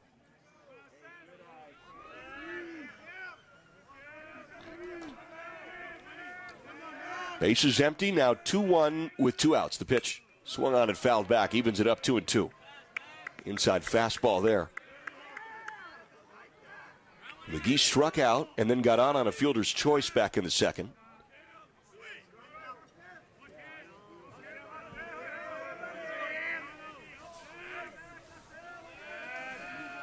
And the 2-2 pitch is lined into right field. There's a base hit that loops down the right field line. Wide turn at first. He hangs on, does McGee. Throw back to first, takes the first baseman Walsh away from the bag. But there is a 2-out single by McGee. Kind of pulled that one off the end of the bat into right field. Another 2-strike hit for the Cougs. And here's Jacob McKeon now, who's 0 for 1 today. He did walk back in the first. McKeon digs in with a runner on first. Can the Cougs keep this fourth inning going?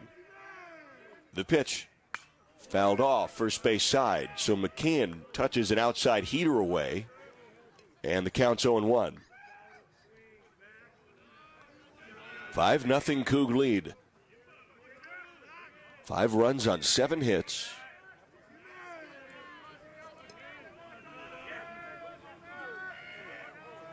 And the 0-1. That's outside. Breaking ball misses. Low and away. 1-1.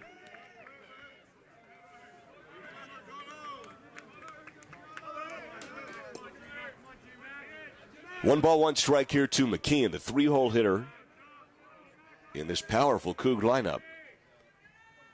Mercado's set, throws to first. Tags applied, but he's back, is McGee.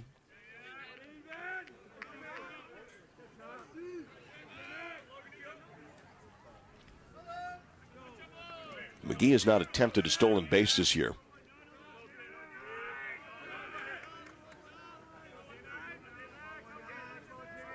And here's the 1-1. Just off the outside edge, 2-1. Looks like Mercado took a little bit off that one.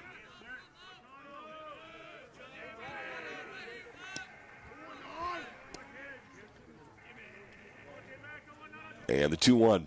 Swing and a miss. There's a breaking ball that McKeon's over the top of. So the count's 2-2.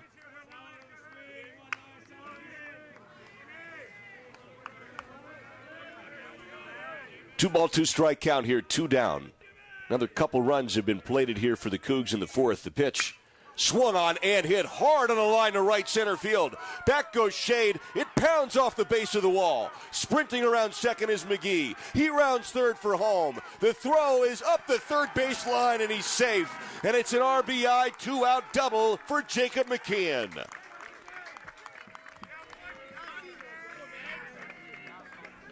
6-0 Coug lead. That's the 8th hit of the game. Cougs are starting to open it up here against the Ducks. And here's Sam Brown now into the box. So McGee scores from first. Sliding in on a throw that was up the line. And Sam Brown digs in now. He's 0 for 1 with a walk. The pitch. Strike. Fastball pops the mitt. Outside corner. About belt high, and the count's 0-1. McKeon charged that ball to just about the deepest part of the ballpark. Toward right center. The 0-1 now to Brown. That one bounces away, 1-1.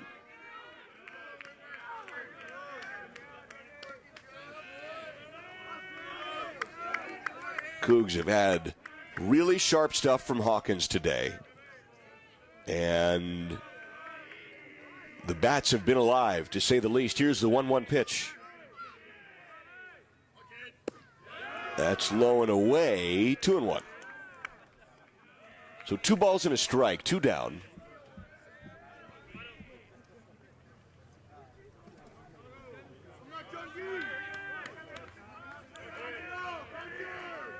And the pitch from Mercado is pulled foul on the ground first base side. So that'll even it up at 2-2.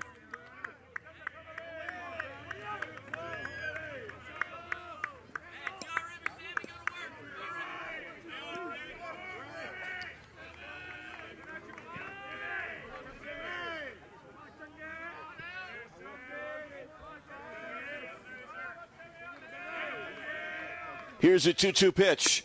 Swing and a miss, strike 3, and that retires the side. But not after more damage is done. The Cougs bring 3 across and lead at 6-0. We go to the 5th. It's 6 runs on 8 hits for the Cougs. Boost Collaborative is a proud sponsor of Cougar Baseball and is a proud supporter of people with disabilities on the Palouse. For over 50 years, Boost Collaborative has been here to help families and their toddlers meet developmental milestones. For youth and adults, Boost provides job placement, on-the-job training, and follow-along supports. Now you can play a part in Boost's success through your donations and purchases at Palouse Treasures Thrift Store in Pullman. Boost Collaborative, empowering people with disabilities on the Palouse. Go Cougs! Another season of women's and men's college sports is underway. Follow your alma mater or favorite team in their pursuit of the prestigious Learfield Directors Cup at L Directors Cup on Twitter and online at thedirectorscup.com. Trophies will be awarded in June 2023 to the winning institutions in all competitive divisions. Learfield Directors Cup, the crowning achievement in college athletics.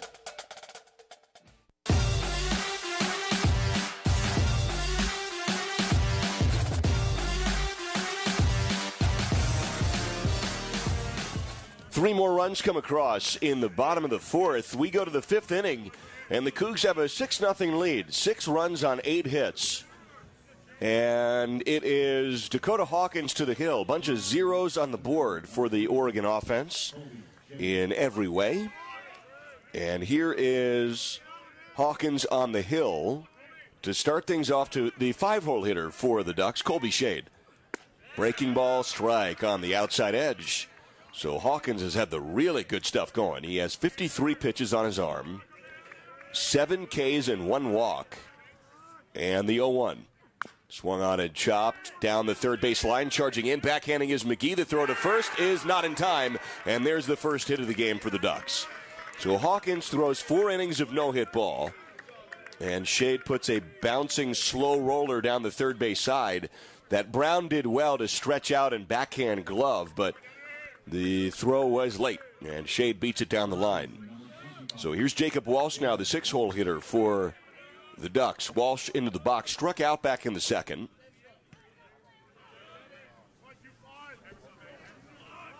Off of first is Shade. And the pitch to Walsh is lined down the right field line. If it's fair, it's big trouble, and it arcs foul. So there's a hard-hit strike by Jacob Walsh. His second plate appearance here in the 5th. 6 runs on 8 hits for the Cougs. No runs on now 1 hit for the Ducks. And after that hit, I'm not sure I see any toss. A little bit of activity in the Coug pen. Hawkins has only thrown 54 pitches. Throw to first, and Shade gets back. 0-1 count here. Walsh and Cromwick do up. Walsh is up. Cromwick on deck is what I meant to say. And here's the 0-1 to Walsh. There's a strike. Fastball outside edge. That's right where Cresswell set up. So Hawkins is hitting his spots today. Now home plate is in shadows. And the batter's vision is in shadows. Ball's coming out of the sun. Shouldn't be a real issue. The 0-2. Foul tip back to the net. Fastball is touched. And the count remains 0-2. The Miller Indoor Baseball Training Facility down the right field line got a facelift this offseason. It's now anthracite as opposed to crimson. It's a really sharp look. And the branding is just like the new baseball facility, left field side. 0-2's away, 1 and 2. It's amazing what that new look does with that big facility down the right field line. Cougar baseball with the new turf as of just a couple of years ago. The beautiful facility down the left field line is looking really crisp. The 1-2's outside, 2 and 2. With Shade at first base and a 6-0 Coug lead.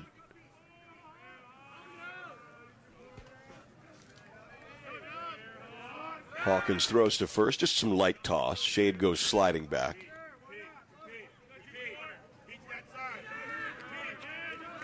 Two balls and 2 strikes. Here in the 5th inning. Hawkins pitch. Strike 3 outside edge. That's the 8th K of the outing. A fastball paints the black, and Walsh goes down. Hawkins has had the really good stuff working. With 1 down now, runner on first is Shade. And here's Cromwick into the box.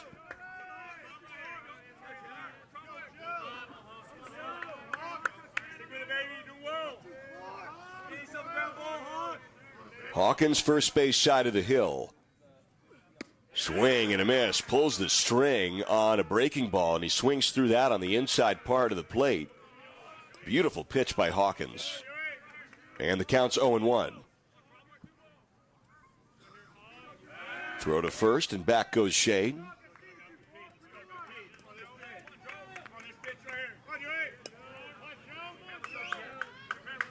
Hawkins eyes the signs. And fires. A little bit low, 1-1. Breaking ball misses. So 1 ball, 1 strike here to Cromwick. It's been all Cougs here today. 3 runs in the second, 3 runs last inning in the 4th.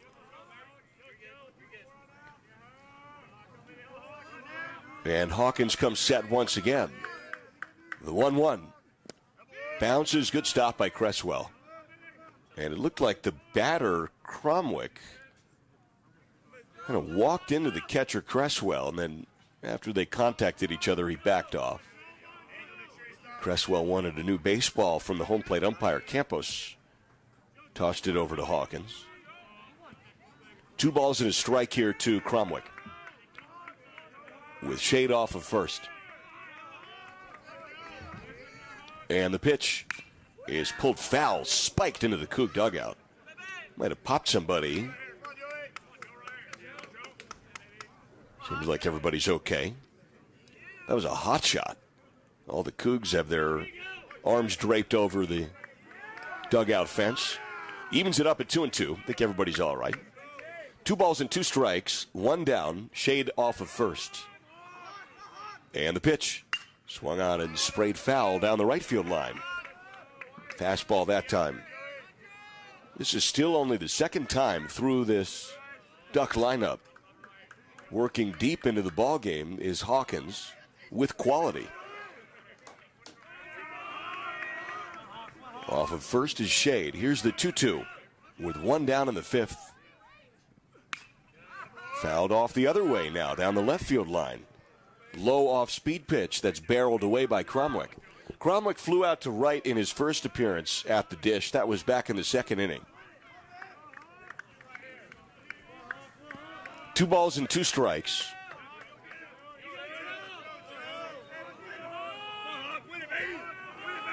Hawkins is set. Fires.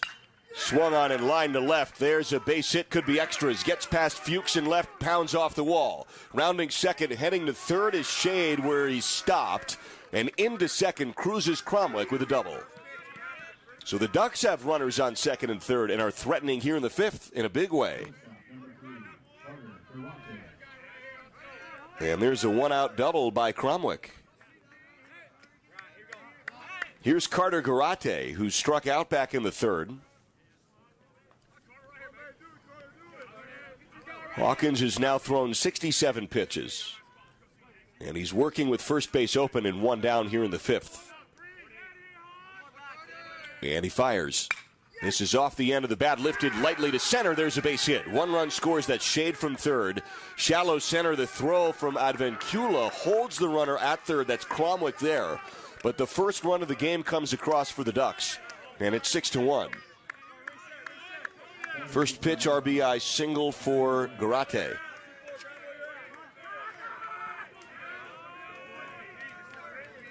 And over to third holds Cromwick. Runners on the corners now. 9-hole hitter Gavin Grant into the box. Struck out looking back in the 3rd. And pitching coach Anthony Claggett's going to come out for a discussion with Hawkins. Has he run out of gas for the Cougs here in the 5th? He's thrown about 70 pitches. They've not made a call to the pen. He's up there to talk to Hawk about it. He had a no-hitter going through 4 and has given up a single, a double, and a single. So 3 hits here in the 5th. Still looking over at that Coug bullpen. Has a 5-run cushion, but the Cougs did have a large lead evaporate midweek this week against the Dons of San Francisco. Home plate umpire Angel Campos is out on the hill to join them for the meeting. And they will leave Dakota Hawkins out there. So 1 down, runners on the corners for the Ducks, threatening here in the 5th. And Gavin Grant comes in the box. Struck out looking back in the 3rd.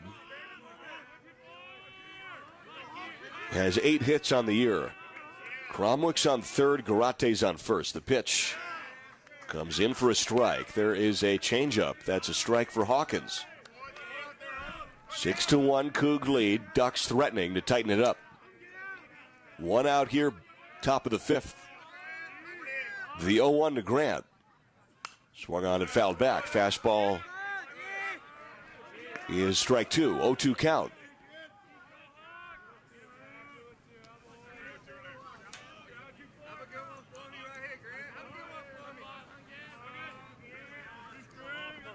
Hawk comes back and is set. From the stretch, 0-2 pitch is spiked foul. Pulled down the third base side. Hard hit ball. High heater there that Grant goes around on. And he was actually out in front of it. So the count's 0-2. So Cromwick's at 3rd and Garate's at 1st.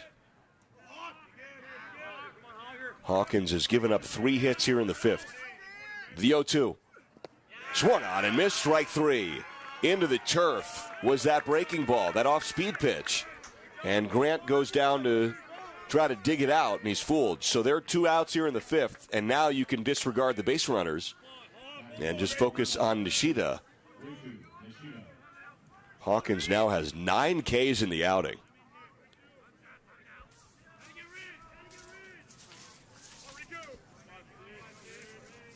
Nishida flew out to left and grounded out to first. And this first pitch swung on and lifted to left, playable for Fuchs. And he makes the grab, and that strands 2. 1 does come across for the Ducks. We go to the bottom of the 5th, and the Cougs have a 6-1 lead. A lot goes into Washington State athletes reaching peak performance for game day, including the right nutrition. At Wilbur Ellis, we know that healthy crop performance requires the same attention to nutrition as an athlete. That's why we use benchmark data points to maximize crop productivity through nutrient efficiency. For 100 years, family-owned Wilbur Ellis has been partnering with Washington's farmers to grow healthier crops. That is the winning ag experience for Cougar Nation, locally provided by Wilbur Ellis. It's time to bring the big game to your backyard. With battery power made by Steel. Our AK Homeowner System battery tools start at just $199.99. Find yours at over 10,000 local dealers. Steel is a proud supporter of your Washington State Cougars. Real Steel. Find yours. All prices S&W SRP.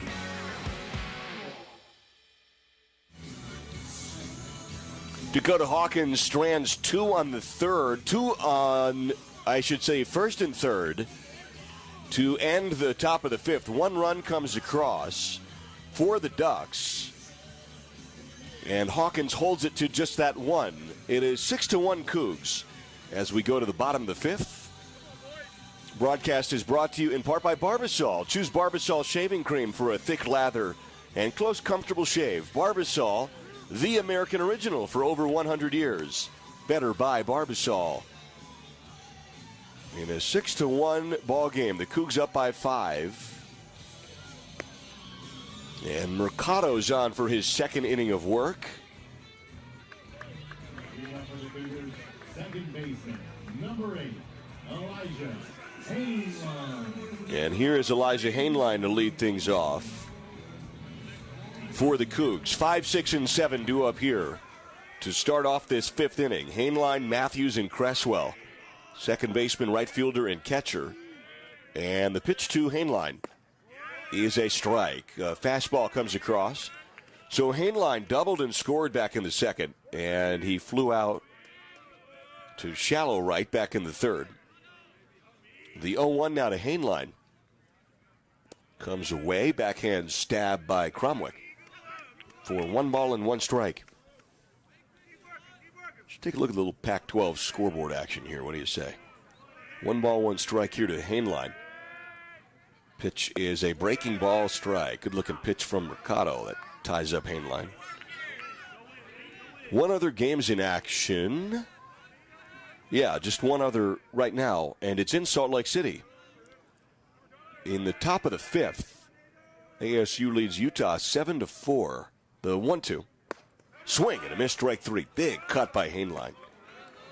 He liked what he saw in that heater, and he goes down for the first out of the 5th. Here's Bryce Matthews into the box now. 1 for 2, doubled and scored in the 2nd. Struck out in the 3rd. Matthews put 1 down the left field line for his RBI double back in the 2nd inning. The pitch swung out and missed. Long swing over that fastball, and the count is 0-1.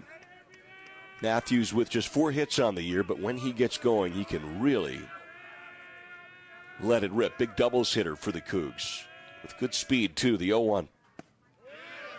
There's a strike. Fastball in the zone, and the count's 0-2.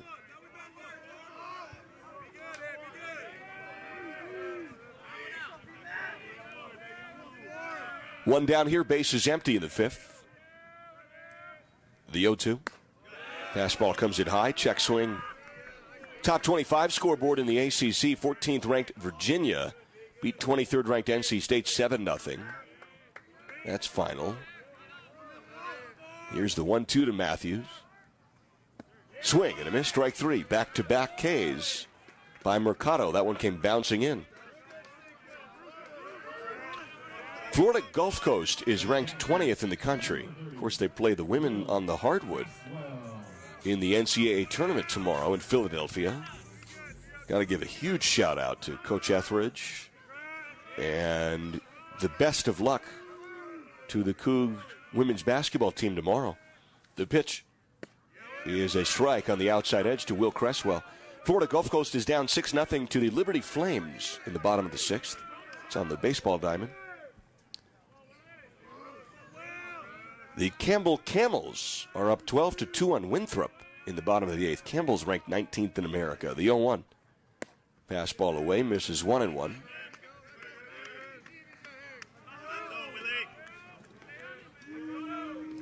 Top 25 action in the pack. UCLA and Stanford both play tonight. The 1-1 here to Cresswell. This is an off-speed pitch that's touched foul, first base side. Bruins ranked 13th, host Arizona. 9th ranked Stanford hosts the Beavers.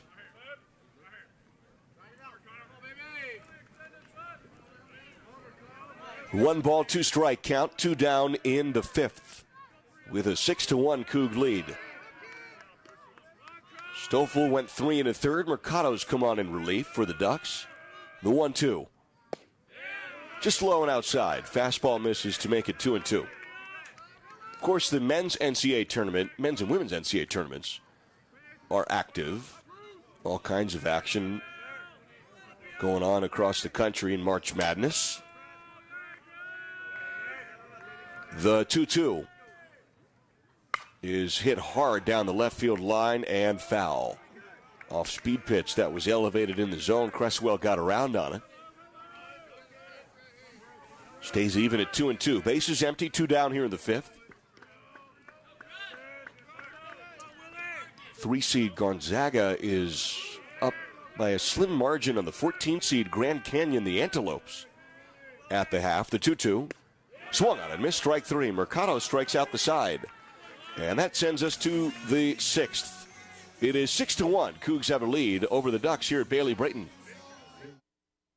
Your one stop for all college sports is the Varsity app and the brand new Varsity Network website, thevarsitynetwork.com. Keep up with your favorite teams and the rest of college sports, no matter where you are, with thevarsitynetwork.com. Live and on-demand broadcasts, your favorite college-centric podcasts, with stories and video around college sports and your favorite teams. Be sure to download the Varsity app and check out the brand new Varsity Network website, thevarsitynetwork.com. The Clearwater River Casino and Lodge proudly supports Washington State University Athletics, the premier venue for events and entertainment, located 4 miles east of Lewiston, Idaho. Come hit the jackpot with us, with over 600 gaming machines, saltwater pool, restaurant, and giant screens in the Stadium Sports Bar. Owned and operated by the Nez Perce Tribe, our hospitality is legendary. Stay, play, and get away with the Clearwater River Casino.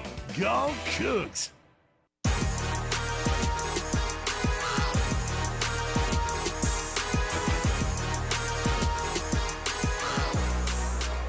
We go to the sixth. Dakota Hawkins on the hill, 73 pitches in. And it is the 2, 3, and 4 hitters, Cowley, Ceballos, and Smith up here for the Ducks. Got to keep scoreboard watching here in the NCAA tournament. If you're listening, the 1-seed Purdue is down to the 16-seed Fairleigh Dickinson by 3 points. 1:44 left. On the hardwood, the Fairleigh Dickinson Knights, coached by Tobin Anderson, who coached at Hamilton in D3 for a while, where Kyle Smith went to school. Pitches low for ball number 1. Also, for what it's worth, Tobin Anderson was my camp counselor in basketball camp one year, way back when. The 1-0 is outside 2-0. And he is the head coach of the Knights, who lead the Boilermakers, the 1-seed, in what could be the second ever 16-seed over a 1. Hawkins behind 2-0 here to Drew Cowley. The pitch. Fastball strike on the outside edge. Cowley is 0 for 2 today He struck out in the first, got on an E4, but then was thrown out in a rundown as he made a wide turn, the 2-1. There's a strike. Hawkins pumps it in the zone to make it even at 2-2.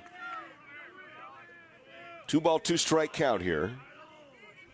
Cowley, the DH for the Ducks. It's a 6-1 Coug lead. We're into the sixth. The pitch.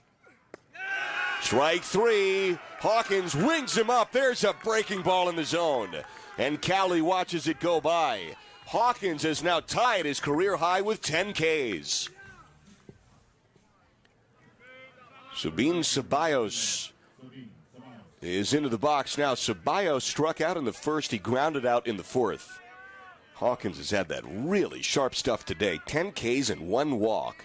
78 pitches he deals.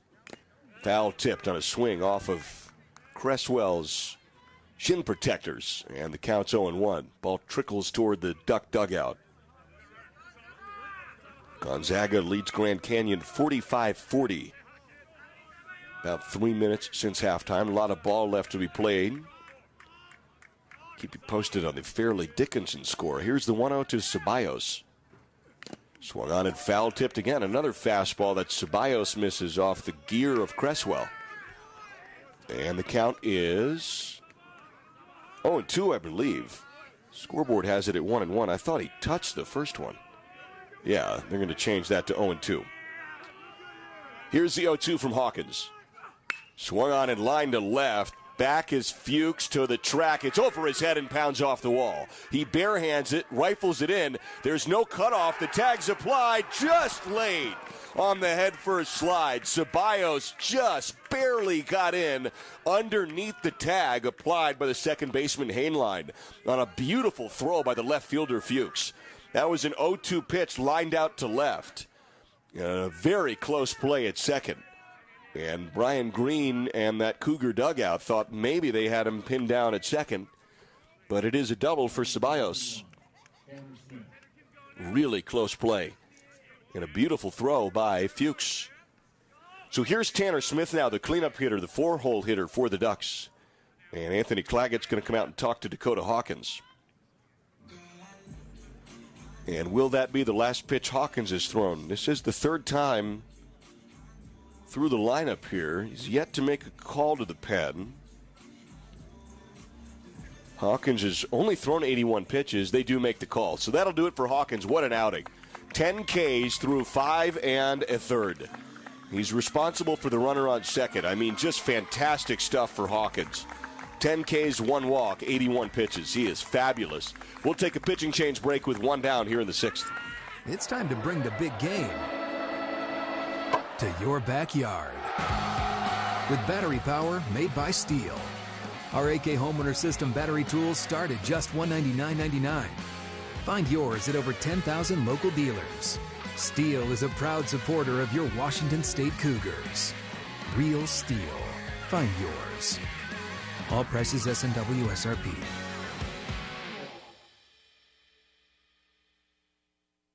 The Clearwater River Casino and Lodge proudly supports Washington State University Athletics, the premier venue for events and entertainment, located 4 miles east of Lewiston, Idaho.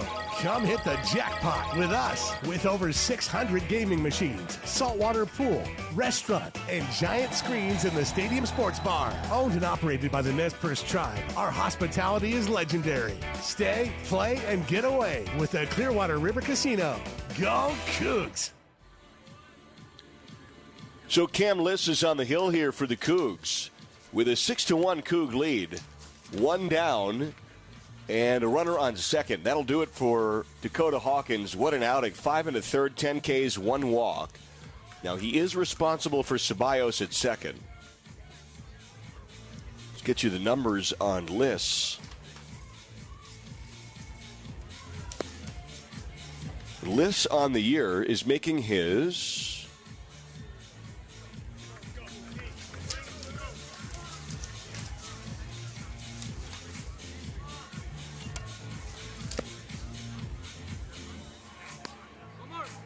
4th appearance. There it is.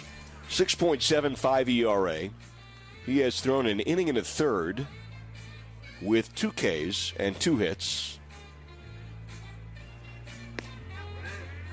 And it is a runner on second he inherits. Fairleigh Dickinson, by the way, might really do this thing. They're up by 5 with 64 seconds left on the 1 seed Purdue. On the men's basketball side, on the men's basketball tournament scoreboard. Tanner Smith's into the box here. 0 for 1 on the day with a walk. And Ceballos is hanging on at second base. Liss tosses. There's a strike on the inside edge, an off-speed pitch. And that is an 0-1 count to Smith.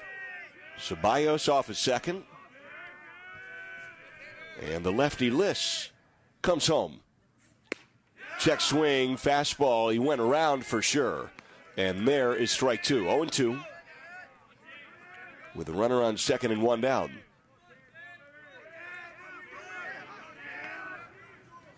Ceballos off second. Here is Liss. The 0-2. Swing and a miss, strike 3. Off speed pitch puts Smith down on 3 pitches.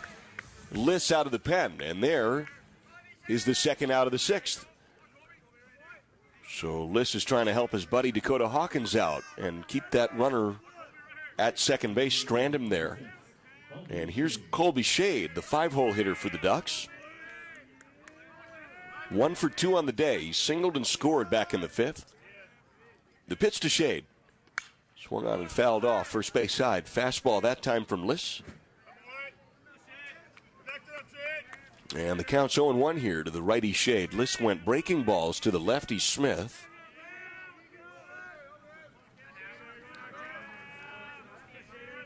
And here's the 0-1.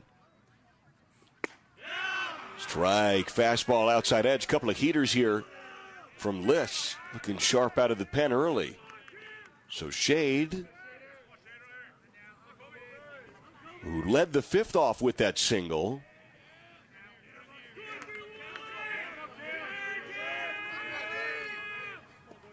The 0-2. Breaking ball away. Good eye by Shade there. That ball broke off the outside edge. Counts 1-2. Ceballos hangs on there at second base.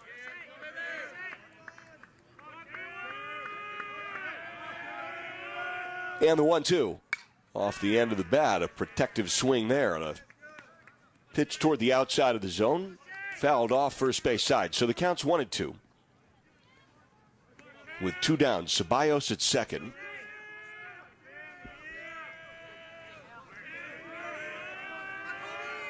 And the pitch.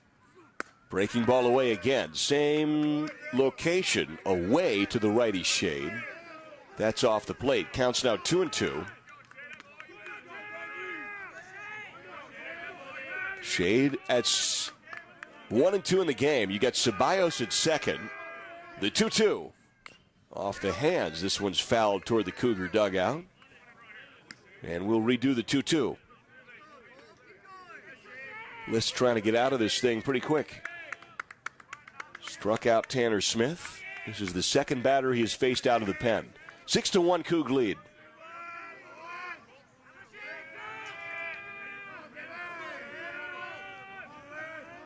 The 2-2.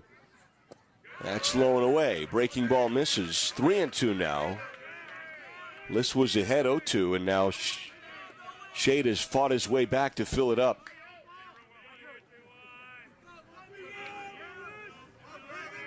Three ball, 2 strike count. Liss fires. Off the hands, lifted down the left field line, foul. Third baseman McGee was giving chase, but ran out of real estate. So we will redo the 3-2.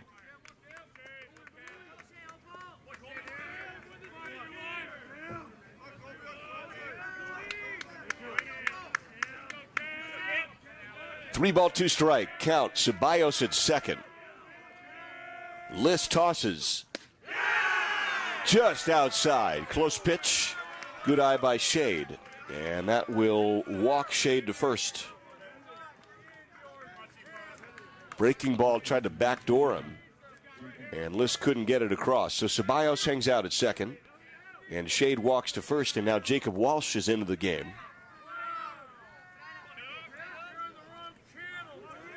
Walsh has struck out twice. He swung on it in the second. He looked at strike 3 in the 5th. And the pitch to Walsh off the end of the bat, just nubbed foul first base side. List struck out the lefty Smith on 3 pitches out of the pen to start his relief appearance off. And now here he is throwing to another lefty, Walsh, and he once again features that breaking ball to the lefties. Counts 0-1. With 2 on, the pitch is away, 1-1.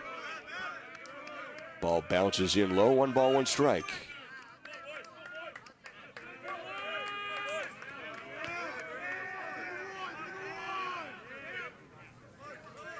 So Ceballos at second, Shade at first. The 1-1 to Walsh. Strike on the inside edge, off-speed pitch. That freezes Walsh. And once again, List can get his second K and retire the side. Hawkins is responsible for Ceballos at second. And List walked Shade to first. Here's the 1-2. That's high and away. Just trying to get Walsh to go swing at something with room to work, so the count's 2-2. 2 down here in the top of the 6th. Cougs have a 6-1 lead. Trying to keep it that way. The 2-2. Swing and a miss, strike 3. Off-speed pitch away as Liss screams at his buddies with enthusiasm walking back to the dugout. That strands 2. We go to the bottom of the 6th. It is 6-1 Cougs. Agriculture requires dedication. Dedication by farmers to strive to maximize what Mother Nature gives them to raise a profitable crop. Dedication to strive to leave the ground better for the next generation than when they started farming. I'm Ian McGregor, president of the McGregor Company. Dedication is at the core of our customers, and it's in our blood as well.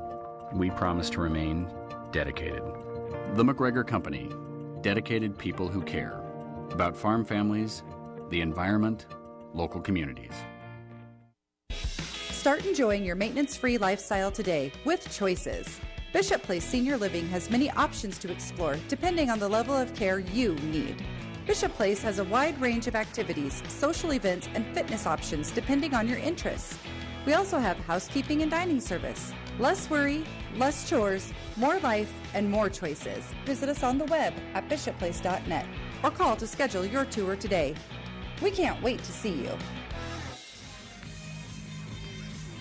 So it is 6-1 as we go to the bottom of the 6th. Cam List picks up his buddy Dakota Hawkins and strands the runner at second base as Fuchs, Russell, and Advincula are due up here. That's 8, 9, and 1 in the Coug lineup. And Mercado is still on the hill for the Ducks, getting his final warm-up pitches in. He is the second arm used. Broadcast is brought to you in part by Coors Light, mountain cold refreshment made to chill. Proud partner of Coug Athletics. Scoreboard check, and Fairleigh Dickinson still has a 3-point lead over the 1-seed Purdue with 19 seconds left. And here's Fuchs to the batter's box to lead things off in the bottom of the 6th for the Cougs, up 6-1 on the Ducks. 6 runs on 8 hits. Oregon with 1 run on 4 hits. The pitch to Fuchs. Swung on and hit hard on the ground. Scooped up by Grant deep at second. Throws from the lip of the outfield turf to first for 1 up and 1 down. It's a quick 1 pitch out in the 6th. Mercado has 4 Ks in this relief outing. And he has retired the last 5 Cougs as Russell comes into the box. Russell is 1 for 2. He singled and scored back in the 4th. And the pitch. Fastball strike on the outside edge. Counts 0-1. Russell with 9 hits on the year. Mercado has thrown just about 40 pitches in relief. The 0-1 Comes in low, 1-1. Fastball, good eye by Russell there. Stoffel went 3 1/3 for the Ducks. Struck out 4, walked 4. And in the fourth, Mercado came on.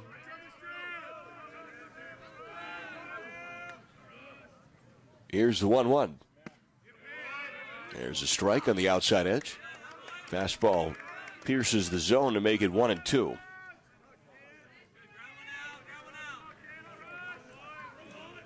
Russell steps back in.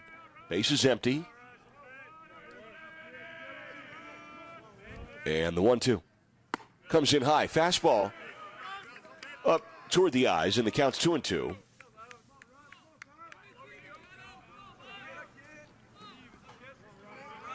Two ball, two strike count.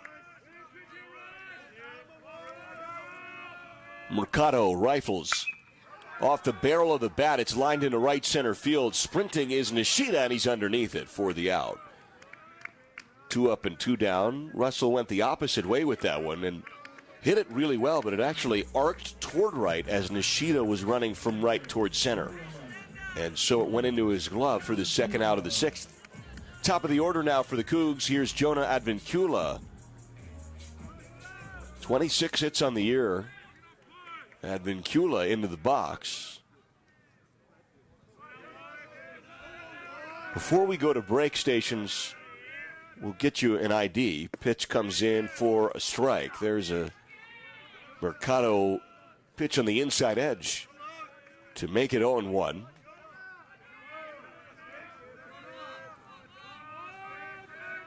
Advincula digs right back in. This one is swung on and grounded up the middle. There's a base hit. A single for Advincula with 2 outs. Let's pause 10 seconds for stations to ID themselves as affiliates. This is Cougar Baseball.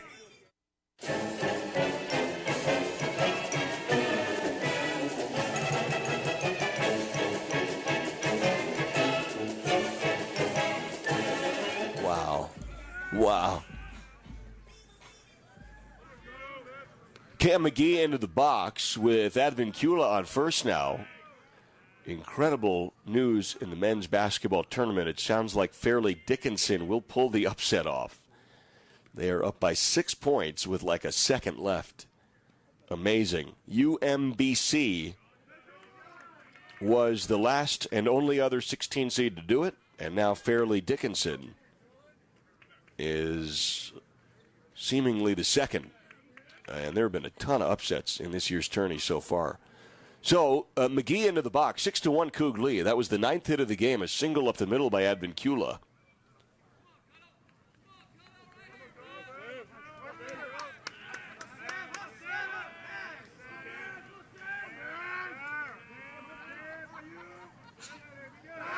And throw to first, and back goes Advincula.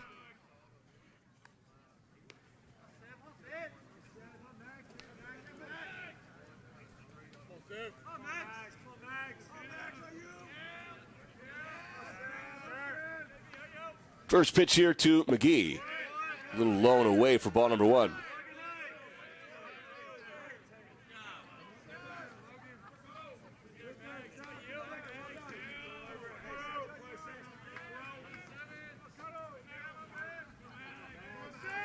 One-0 count, 2 down. Runner on first is Advincula. The pitch off the end of the bat, just touched back to the netting. And the count's 1-1. 1 ball, 1 strike here in a 6-1 ball game. 2 down here, bottom of the 6th. And the pitch to McGee. Throw to first. Back goes Advincula.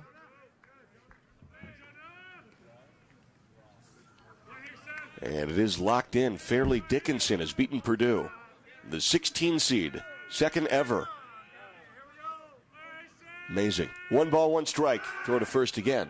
Advincula goes back. 63-58 final. Incredible.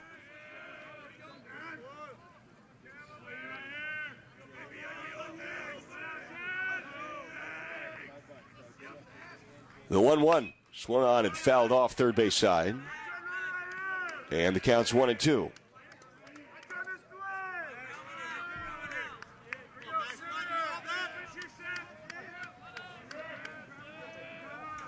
1 ball, 2 strike count here. Off of first is Advincula. The pitch to McGee. Nope, throw to first again. Back goes Advincula. Nobody warming for the Ducks.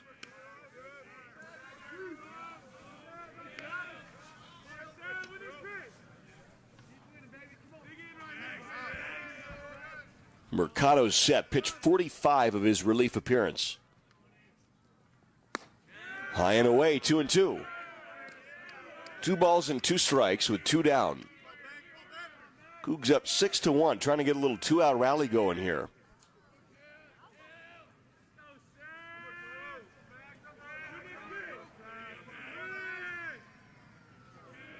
The 2-2. Swung on and put the opposite way to left. Smith's underneath it on the jog, makes the squeeze for the final out of the 6th. We go to the back third of the ball game. The 7th inning next. Cougs have a 6-1 lead over the Ducks. That to-do list you have needs one more thing. Chill. It's an easy thing to do. Just crack open an ice-cold Coors Light and chill. Take the afternoon off and binge watch anything. Go to happy hour and stay for a couple hours. Who's counting anyways? Or hang out with just your dog, because you've had enough human interaction this week. Whatever you do it with a Coors Light. Mountain cold refreshment made to chill. 2020 Coors Brewing Company, Golden, Colorado. Celebrate responsibly. Boost Collaborative is a proud sponsor of Cougar Baseball and is a proud supporter of people with disabilities on the Palouse. For over 50 years, Boost Collaborative has been here to help families and their toddlers meet developmental milestones. For youth and adults, Boost provides job placement, on-the-job training, and follow-along supports. Now you can play a part in Boost's success through your donations and purchases at Palouse Treasures Thrift Store in Pullman. Boost Collaborative, empowering people with disabilities on the Palouse. Go Cougs!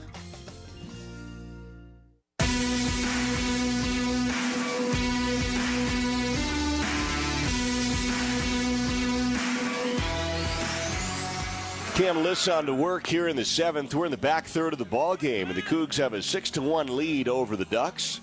6 runs on 9 hits, 1 error, 1 run on 4 hits for the Ducks. No errors committed by Oregon today. Dakota Hawkins was fantastic. He went 5 1/3, struck out 10 Ducks to tie his career high, and only walked 1. As an official sponsor of WSU, BECU is proud to rock the crimson and gray. And as a not-for-profit credit union, proud to put people and Cougs like you first. BECU, power in people. The first pitch comes to the backstop, rolling back inside to Josiah Crumwick. 7, 8, and 9 due up here for the Ducks. Catcher, shortstop, and second baseman. Crumwick digs in. And the pitch is a inside swing, and it looked like he went around to swing, but that ball hit him. The appeal to first, it is ruled not a swing, and Nathan White says he gets first base. He tried to slow his swing up. The Coug dugout is palms to the sky. He almost took a full swing through the zone, and that's what Brian Green's out to talk to Angel Campos about. If that was a swing, it's just a strike. And he's going to appeal this call to the third base umpire, Kellen Levy, and say, hey, no, they're going to say it is a hit by pitch. So Cromwick goes to first. And here's Garate into the batter's box. So Carter Garate singled back in the 5th. Ball came inside. Cromwick got crossed up, and then it plunked him. That almost went through the zone, but no, according to the first base ump. Pitch comes in for a strike. Showed bunt, did Garate. And Cromwick hangs on there at first base. So 0-1 pitch coming here to Garate. That's away for ball number 1. 1 ball, 1 strike. Cromwick at first after he was hit by the pitch. So Liss has come on. He's actually allowed a couple of free passes. He walked a batter last inning, but he also struck 2 out. And here's the 1-1 to Garate. There's a strike. No doubt, breaking ball in the zone. And the count's 1-2.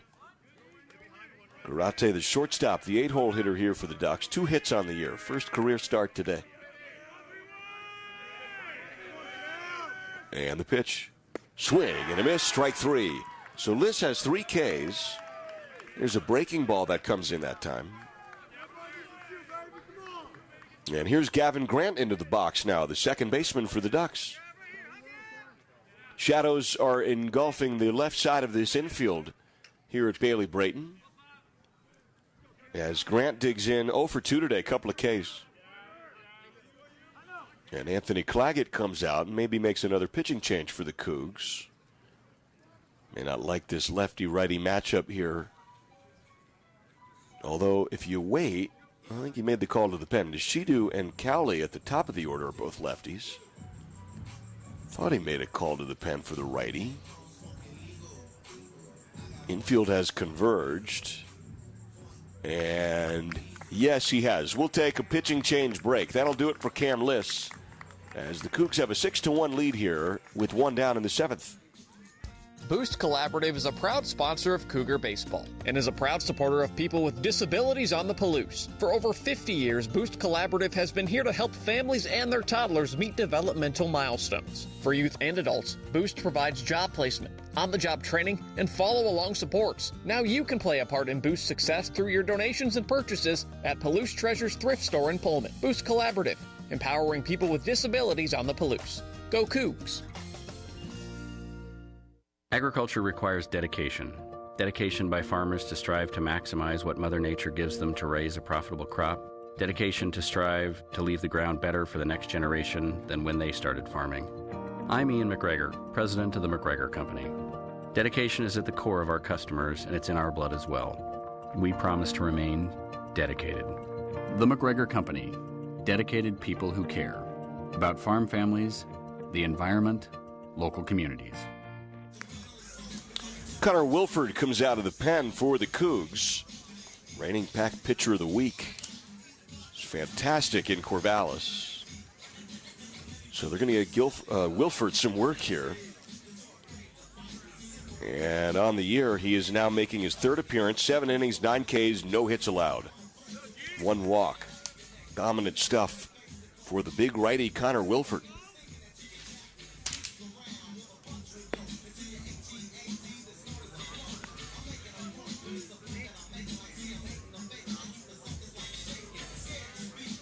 Fastball, cutter, curveball change.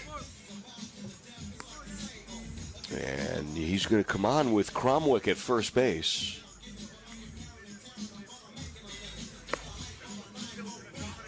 Four-pitch pitcher for the Cougs out of the pen, the righty Wilford. Dominant against the Beavers.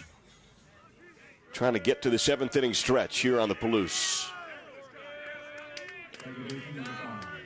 So Gavin Grant digs into the box now. 0 for 2 in the day, couple of Ks. Cromwick off of first. And Wilford's pitch is low and away for ball number 1. Off-speed pitch misses away. Grant struck out looking in the 3rd, swinging in the 5th. And Wilford's 1-0. That's away, 2-0.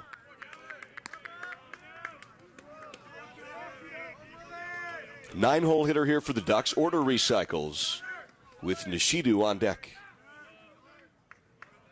Off of first is Cromwick. The 2-0. There's a strike. That's a fastball on the outside edge. And the count's 2-1. So the Cougs have used 3 arms now. Hawkins, Liss, and now Wilford. Some light toss going on in the Coug pen. I don't think Wilford will go the whole way here. The 2-1 is swung on and missed. High heat there. So you got Wilford on here in the 7th. Ducks don't have anybody going in their pen. Probably Mercado for the bottom of the 7th when the time comes. The 2-2. Strike 3. A delayed strike 3 call on a breaking ball on the outside corner. And Grant goes down looking, and Wilford has his 10th K of the year. As Nishidu comes up into the box with 2 down now in this 5-run ball game. Cougs up 6-1. Wilford had that breaking ball on the outside corner about knee high. Off of first is Cromwick. The pitch swung on and foul tipped right to the backstop. And the count's 0-2. It was high and inside, and Nishidu fought it off. Nishidu is 0 for 3 today. A couple of fly balls to left. Soft ground out to first. Cromwick's off of first, and Wilford is set. Here's the 0-1. And there's the pitch to Nishida for a strike. A breaking ball on the outside edge. So an 0-2 count here to Nishida.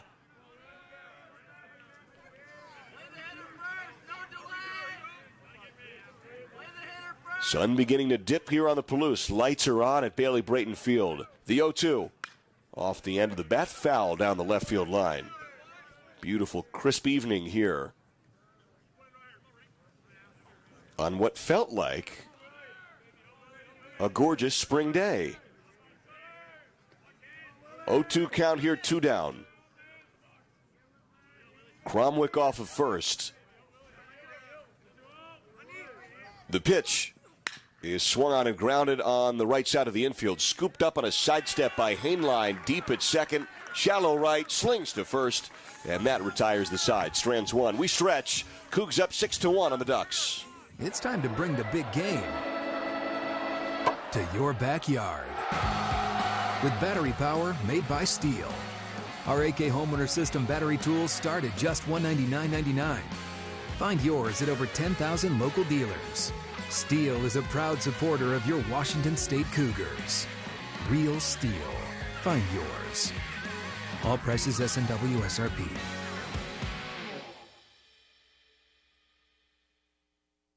A lot goes into Washington State athletes reaching peak performance for game day, including the right nutrition. At Wilbur Ellis, we know that healthy crop performance requires the same attention to nutrition as an athlete. That's why we use benchmark data points to maximize crop productivity through nutrient efficiency. For 100 years, family-owned Wilbur Ellis has been partnering with Washington's farmers to grow healthier crops. That is the winning ag experience for Cougar Nation, locally provided by Wilbur Ellis. Mercado's on to work the bottom of the 7th in a 6-1 ball game. It is scheduled to be McKeon, Brown, and Hainline. 3, 4, and 5 for the Cougs. Up 6-1 on the Ducks as Coug fans who are bundled up here now that the sun is dipping down. It will get a little bit chilly here at Bailey Brayton. And it is fans getting up to loosen the legs. And Mercado throwing his final warm-up pitches for the Ducks. Order, earn, enjoy. It's that easy to earn free food with My McDonald's Rewards. Get exclusive offers and rack up rewards. Download the app today. And the Cougs are trying to slam the door on the Ducks here in the bottom of the 7th, 8th, and 9th. Back third of the game with a 6-1 lead over Oregon. And here's Jacob McKeon, the DH, into the box. Now, McKeon today is 1 for 2 with a double, a run driven in, and a walk. He did strike out looking back in the second. And here's the pitch to McKeon. Mercado throws high for ball number 1. Off-speed pitch misses. That was the 50th pitch.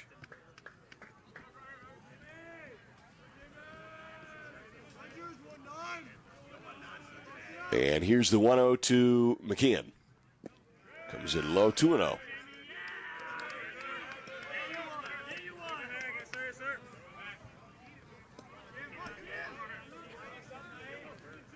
Two-0 pitch here with nobody on. Leadoff man in the 7th is McKeon. Mercado deals. There's a strike on the outside edge, 2-1.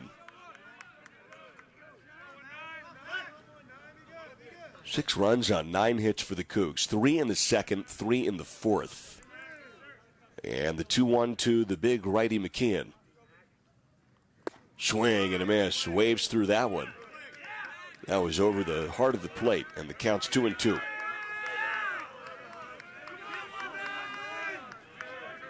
Two balls and 2 strikes here. McKeon digs back in.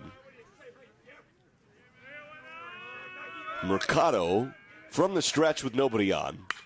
This one is swung on and crushed. Back to the scoreboard. It is long gone as it pounds off the top of the scoreboard. It's 7-1 Cougs. McKeon gives it a ride. Third home run of the year for McKeon.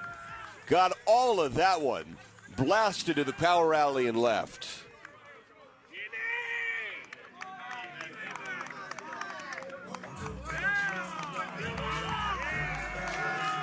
Leadoff solo shot in the 7th. And here's Sam Brown now into the box as the Cougs have their 10th hit of the game and their 7th run. On a ball just blasted to left. Here's the pitch to Brown. Swung on and fouled off behind home plate. The pitch before that one was over the heart of the plate. The second one, McKeon didn't miss it. And here's the 0-1 to Brown. Comes in low, 1-1. Good eye by Brown. So 1 ball, 1 strike.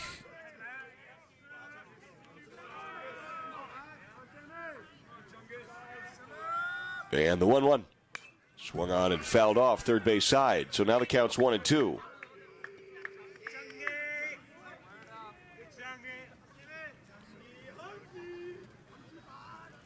One ball, 2 strike count here. Solo homer on 2 strikes for Jacob McKeon. Bases empty, nobody down here in the 7th. The pitch to Brown. Swung on and fouled off, spoiled down the left field line. So we'll redo the 1-2.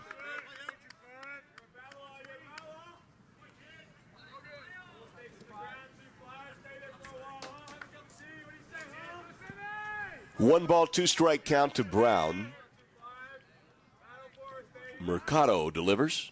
Swung on and lifted to right center field. Gives it a ride. Back is Nishida. He goes behind the center fielder Shade, who makes the play, as those two were converging in right center. And the center fielder Shade calls him off on a ball given a ride by Sam Brown. And now Elijah Hainline comes up into the box.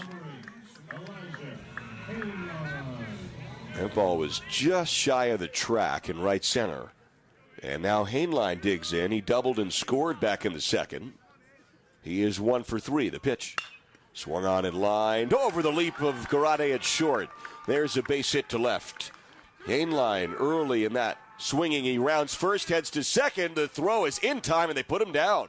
So a hyper-aggressive base-running move by Hainline, who got that to work back in the 2nd. Is gunned down from left by Tanner Smith. Doesn't work a second time. So Hainline is punched out 7-4 at second base. And here's Bryce Matthews into the box with 2 down. A really aggressive move by Hainline. Pitch to Matthews is off the inside edge for ball number 1. Matthews doubled and scored back in the 2nd, and then has struck out twice since. The 1-0 from Mercado. There's a strike. Grooved that one. Matthews was taking the whole way. And the count's 1-1. So 1 ball, 1 strike with 2 down. And bases empty. The pitch. Swung on and into the mitt. It goes off the outside edge for strike 2. Might have caught a piece of that on that pitch away. So Matthews is behind 1 ball and 2 strikes with 2 down. Mercado comes set. Here's the 1-2 to Matthews. Swung on and popped up. Playable center field. Back goes the shortstop Garade, calling everybody off. In shallow center, he makes the grab. As we go to the top of the 8th. A leadoff solo shot for Jacob McKeon makes it 7-1 Cougs. To the 8th we go. This is Cougar Baseball. Looks up, that's long gone. That ball is blasted by McKeon. One hopper to Hainline, glove side, throws to second for one, turn to first, double play. Join us all conference season as Brian Green and the Cougs look to make more noise in the Pac-12. Right up the middle, there's a base hit. A 2 RBI single for Matthews. Follow along all spring on your home for Cougar Baseball, the Washington State Sports Network from Learfield. Another season of women's and men's college sports is underway. Follow your alma mater or favorite team in their pursuit of the prestigious Learfield Directors Cup at L Directors Cup on Twitter and online at thedirectorscup.com. Trophies will be awarded in June 2023 to the winning institutions in all competitive divisions. Learfield Directors Cup, the crowning achievement in college athletics.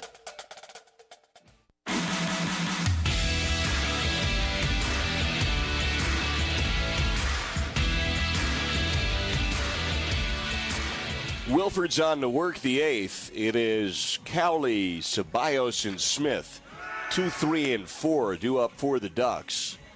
In a 7-1 ball game, the Cougs have a 6-run lead going into the eighth inning. Wilford is the third arm used by the Cougs out of the pen. And here's Drew Cowley, the designated hitter, due up for the Ducks. 7 runs on 11 hits for the Cougs. And the Ducks have 1 run on 4 hits as Wilford winds and deals. Swung on and hit hard into the gap in right. This is huge trouble. It drops down at the base of the wall and then pops up off the wall, but a great job by Advincula to turn and throw it in quickly and hold Cowley to a single. A very hard-hit single to right center as Cowley chooses to stay there at first. So Ceballos is into the box now. Sabine Ceballos hit a double back in the 6th. In baseball, funny that way, you can just tag a ball to right center and have it be a single, same as a bunt, same as just a dribbler. The pitch to Ceballos is a strike on the outside edge. Wilford pounds the zone there. So runner on first here in the 8th. And a 7-1 Coug lead. The pitch to Ceballos. Swing and a miss. 0-2 count now. Wilford pulls the string on that one.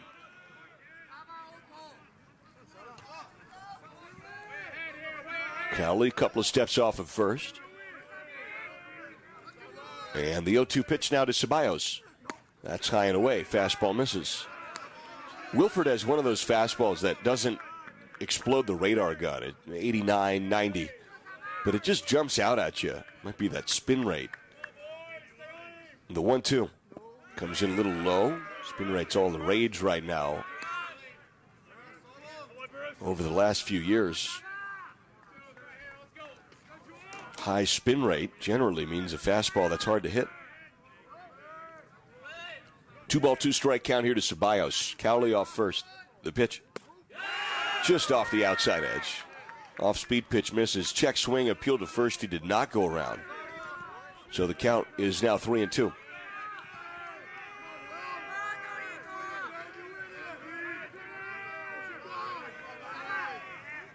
The 3-2. Low ball 4. Wilford lost him on a fastball low and away. And so Cowley heads over to second. Ceballos draws a walk. And here's the 4-hole hitter, the cleanup man, Tanner Smith, the left fielder for the Ducks. 0 for 2 today with a walk, a couple of strikeouts. See if Wilford can work out of a jam. Runner on second is Cowley, Ceballos at first. 7-1 Coug lead. The pitch. Beautiful breaking ball, sharp, snappy break from off the plate and out of the zone for a strike. It broke over that outside edge. Tanner Smith, the cleanup hitter, in the box. The 0-1.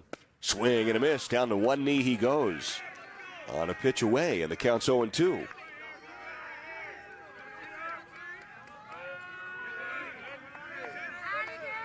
Wilford working quickly here. The 0-2 is off the end of the bat. A grounder fair down the first base line. Gloved by Brown on his heels beyond the bag. He runs to get the force, and the runners advance. So one down here In the eighth, Cowley goes over to third, and Ceballos heads over to second.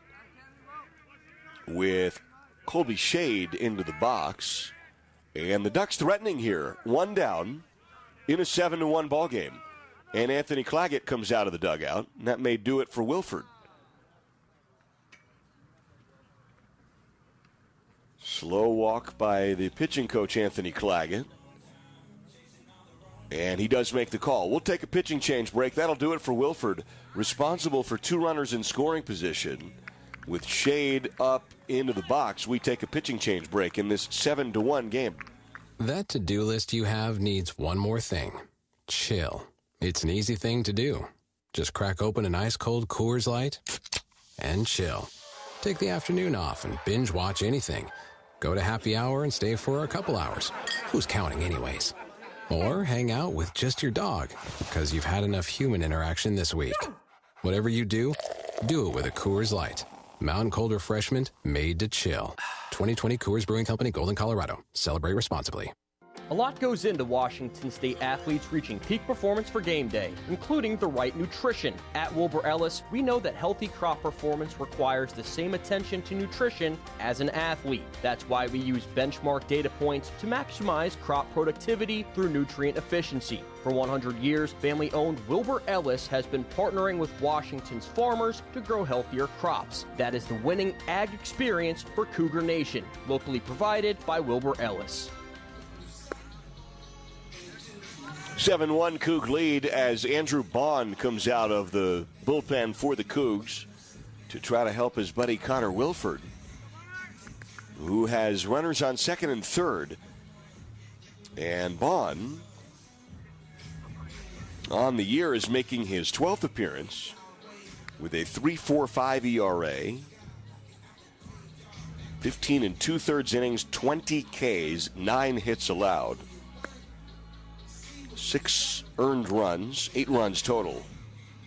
Vaughn has 3 decisions. They've all gone his way. 20 Ks for Bond and only 3 walks. So he really gets in the strike zone. The righty Bond will throw to Colby Shade. First base is open. Cowley's on third. Ceballos is on second. Ducks are down 6, trying to do something special here in these late innings for Oregon fans. As you've got 1 down here, runners on second and third. Shade, the center fielder, singled and scored back in the 5th. He walked in the 6th. Did strike out in the early innings in this game, back in the 2nd. 7-1 Coug lead. Cougs looking for win 14 on the year. This is their 17th game. Have started the year on a tear. But Oregon pressuring here in the 8th. 1 down, the pitch to Colby Shade. Strike, fastball outside edge. And the count's 0-1. Heater well placed there to Shade.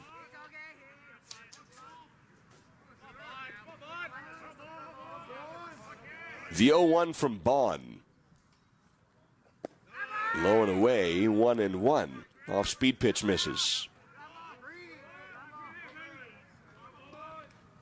Fastball, sinker, slider, cutter, and change. Fastball with sink, rather. So he goes fastball, slider, cutter, changeup. The 1-1. A little bit low, 2-1. That's the scouting report on Bond.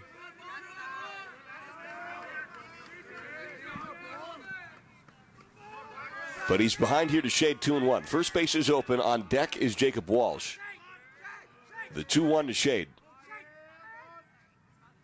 Swung on and looped down the right field line. If it's fair, it's trouble, and it's foul. And that makes it 2-2. Went the opposite way with that one, did Shade.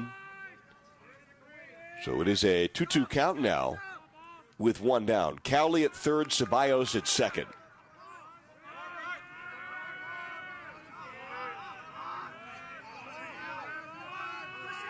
One down, the 2-2 from Bond to Shade. He is swung on, popped up, playable, very shallow right side of the infield. May not leave the infield. Sam Brown's underneath it and makes a squeeze. And there is the second out of the eighth. Hanging on at third is Cowley. Ceballos is at second. And here's Jacob Walsh now into the box.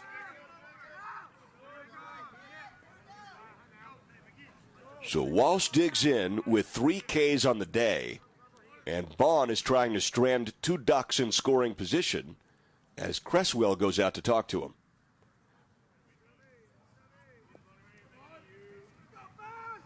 Walsh 0 for 3 with those strikeouts, and Cresswell and Bond are having a discussion on the hill. Home plate umpire Angel Campos comes out. Now, remember, Bond just came in the game, the 4th arm used by the Cougs here. Hawkins started the game, went 5 1/3, 10 Ks, 1 walk. Cougs 3 runs in the second, 3 in the fourth, 1 in the seventh. And trying to hang on to this 6-run lead. A single would make it tight. It is 7-1, but they're 2 in scoring position. The pitch here to Walsh with 2 outs. Strike, a backdoor breaking ball by Bond. Might have dropped the arm angle even a little bit there. And the count's 0-1. 2 down. The 0-1. Swing and a miss. Same pitch. Walsh swings through it this time. And the count's 0-2. And Bond is 1 strike from stranding 2 in scoring position. The 0-2 from the righty Bond. Strike 3 got him. Back edge. Walsh goes down, 4th K today, and 2 ducks are stranded in scoring position. We go to the bottom of the 8th. It's the Cougs 7, the Ducks 1. The Clearwater River Casino and Lodge proudly supports Washington State University Athletics, the premier venue for events and entertainment, located 4 miles east of Lewiston, Idaho. Come hit the jackpot with us, with over 600 gaming machines, saltwater pool, restaurant, and giant screens in the Stadium Sports Bar. Owned and operated by the Nez Perce Tribe, our hospitality is legendary. Stay, play, and get away with the Clearwater River Casino. Go Cougs! Agriculture requires dedication. Dedication by farmers to strive to maximize what Mother Nature gives them to raise a profitable crop. Dedication to strive to leave the ground better for the next generation than when they started farming. I'm Ian McGregor, president of the McGregor Company. Dedication is at the core of our customers, and it's in our blood as well. We promise to remain dedicated. The McGregor Company. Dedicated people who care about farm families, the environment, local communities. We go to the bottom of the 8th. Cougs have a 7-1 lead over the Ducks. 7 runs on 11 hits. The Ducks 1 run on 5 hits. And a really fun home pack opener here today for the Cougs against Oregon. It is scheduled 7, 8, and 9 for the Cougs. That is Cresswell, Fuchs, and Russell. As Mercado's still on here working for the Ducks, he's given the bullpen for Oregon a great breather here. And Mercado has thrown 64 pitches in 3 2/3 of work. It is, again, Cresswell, Fuchs, and Russell supposed to bat here in the 8th. And Cresswell walks into the box in a 7-1 Coug lead. Catcher, number 30, Will Cresswell.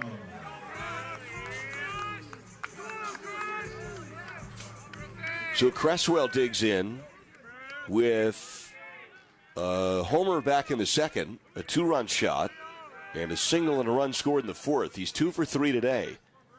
5 hits on the year. The pitch from Mercado. Swung on a nubbed foul first base side.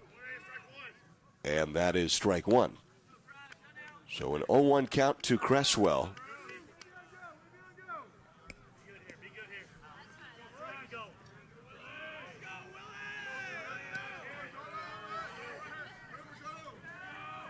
The pitch to the righty from Mercado. Swing and a miss. There's an off-speed pitch. On a beautifully thrown ball by Mercado. Cresswell was way out in front. Counts 0-2 here to the righty. Infield is deep. A huge hole over second base. Shortstop Garate is playing in the shallow left field. The 0-2. Inside fastball misses. Good eye by Cresswell. And the count's 1-2.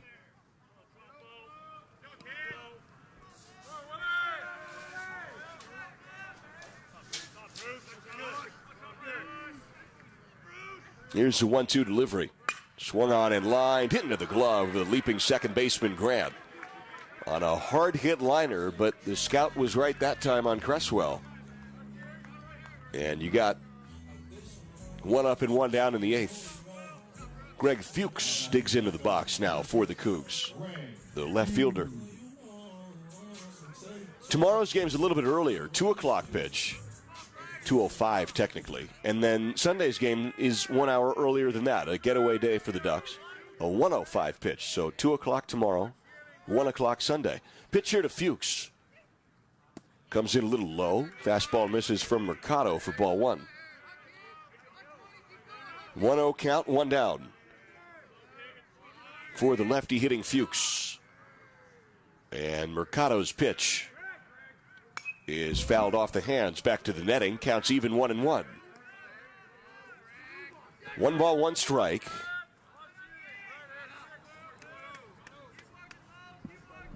Fuchs 9 hits on the year. Sun is dipped almost completely here on the Palouse. The 1-1. Swing and a miss. Got fooled by that low breaking ball. Lights have taken their hold here at Bailey Brayton. We're headed toward dusk. Shouldn't say the sun is totally dipped. The sun's just not having an effect on the field right now.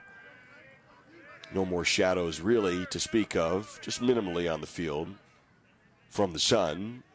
Starting to dip here. The 1-2 off the end of the bat. Grounder lightly to short. Scooped up by Garate. Throw to first for a 6-3 putout. 2 up and 2 down here in the eighth. And now Kyle Russell comes into the box. 9-hole hitter for the Cougs, the shortstop. Singled and scored back in the fourth. And it is 7-1 with 2 down here, bottom of the eighth. As Russell digs in. 1 for 2 on the day. Single and a walk. The pitch to Russell is off the outside edge for ball number 1. Breaking ball from Mercado away. 1-0 count, 2 down. Mercado's set. The 1-0 to Russell. Breaking ball, strike. Snapped off on the inside edge. A spinner right near the belt. The count's 1-1.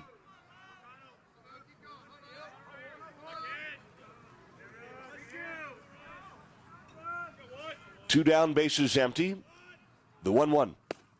There's a strike on the outside edge. Fastball in the zone. Mercado still locating his stuff. 1 ball, 2 strike count. With 2 down. And the pitch to Russell. Swung on and foul tip to the backstop. Breaking ball on the inside edge. And we'll redo the 1-2.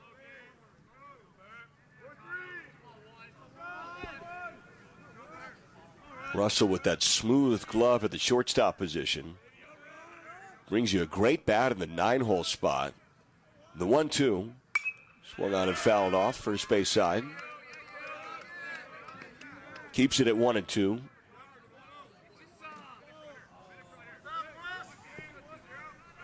Battled some injury the first couple of years of his Coug career. When he is right, he is as good as they get in the pack. The 1-2. Swung on and foul tip, but into the mitt. Caught for strike 3 by Cromwick. On a good defensive play by the Duck catcher. That is a 1-2-3 inning in the eighth. We go to the ninth. Cougs try to slam the door and get the win for game 1 in this series over Oregon. They lead 7-1. Boost Collaborative is a proud sponsor of Cougar Baseball and is a proud supporter of people with disabilities on the Palouse. For over 50 years, Boost Collaborative has been here to help families and their toddlers meet developmental milestones. For youth and adults, Boost provides job placement, on-the-job training, and follow-along supports. Now you can play a part in Boost's success through your donations and purchases at Palouse Treasures Thrift Store in Pullman. Boost Collaborative, empowering people with disabilities on the Palouse. Go Cougs! That to-do list you have needs one more thing. Chill. It's an easy thing to do. Just crack open an ice-cold Coors Light and chill. Take the afternoon off and binge watch anything. Go to happy hour and stay for a couple hours. Who's counting anyways? Or hang out with just your dog, because you've had enough human interaction this week. Whatever you do it with a Coors Light. Mountain cold refreshment made to chill. 2020 Coors Brewing Company, Golden, Colorado. Celebrate responsibly.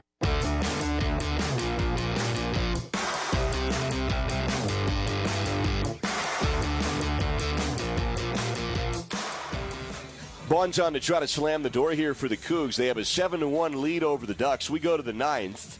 7 runs on 11 hits for the Cougs. 1 run on 5 hits for the Ducks. And leading things off here for Oregon in the 9th inning, Josiah Cromwick. 7, 8, and 9 due up here for Oregon. Cromwick, the catcher, leads things off in the 9th. Andrew Bond still on here in relief. The 4th arm used here by the Cougs. The pitch to Cromwick comes in a little low for ball number 1. Good stab there by Cresswell. Keep it in front of him. Game set, good pace to it here in this home pack opener. The 1-0's inside 2-0. We're headed toward the 3rd hour of the ball game, but pretty consistent here as Cougs got the offense going in the 2nd. It is 7-1. Cougs have the lead. Here's the pitch to Cromwick. There's a strike on a ball with that low sinking action from Bond. Counts 2-1 here to the righty Cromwick. Garate and Grant scheduled up here. 7, 8, and 9 for Oregon. 7-1 Coug lead. The 2-1 to Cromwick. Swung on and foul tip third base side. Evens it up 2-2.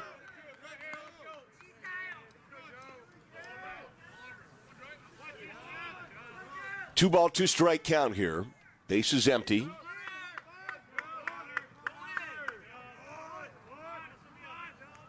And Bond is set and delivers. Swung on, popped up. Playable foul territory. First base side, and it just arcs 2 rows out of play. Cresswell threw the mask and was running back first base side at home toward the netting and watched that ball pound off the pavement. So the count's even at 2-2.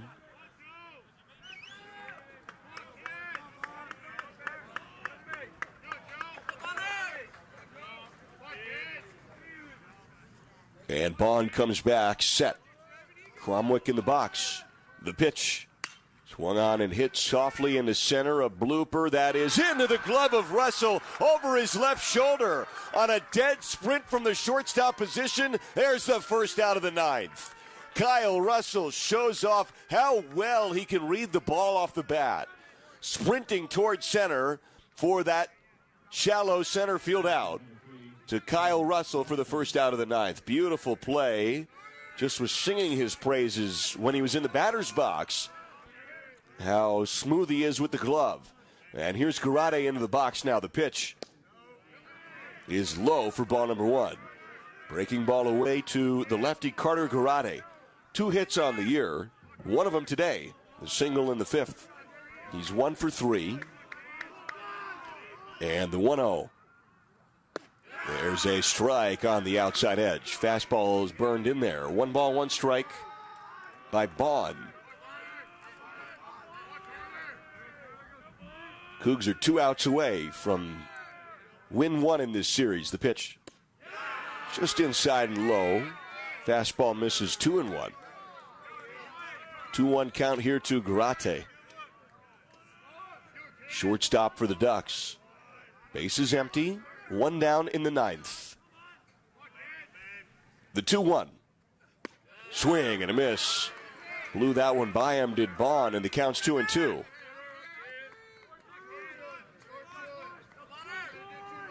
2-ball, 2-strike count. One down in the ninth in a 7-1 game. The pitch to Grotti. Swing and a miss, strike three. An off-speed pitch on the outside edge of the plate. And the Cougs need one more out to seal the deal. Gavin Grant is scheduled up here. We're going to pinch hit Gavin Grant and bring Chase Meggers into the box.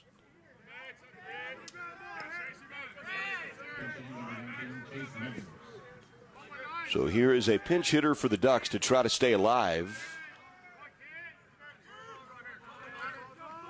Meggers digs in with 8 hits on the year, a lefty. The pitch. Strike on the outside edge. Meggers with 3 runs driven in. He does have good power this year.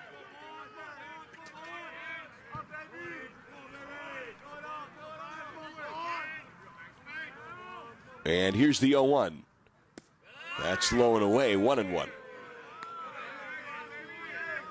Breaking ball a little bit low and outside from Bond. Trying to complete this ball game with a 1-2-3 inning.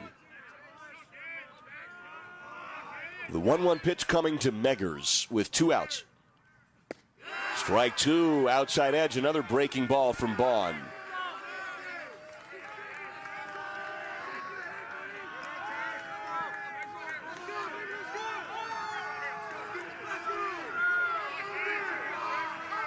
And here's the pitch to Meggers. Swing and a miss, strike 3. Bond puts him down swinging on the inside edge. And the Cougs win the first game of the series against the Ducks. A 7-1 final as we start up postgame next. Another season of women's and men's college sports is underway. Follow your alma mater or favorite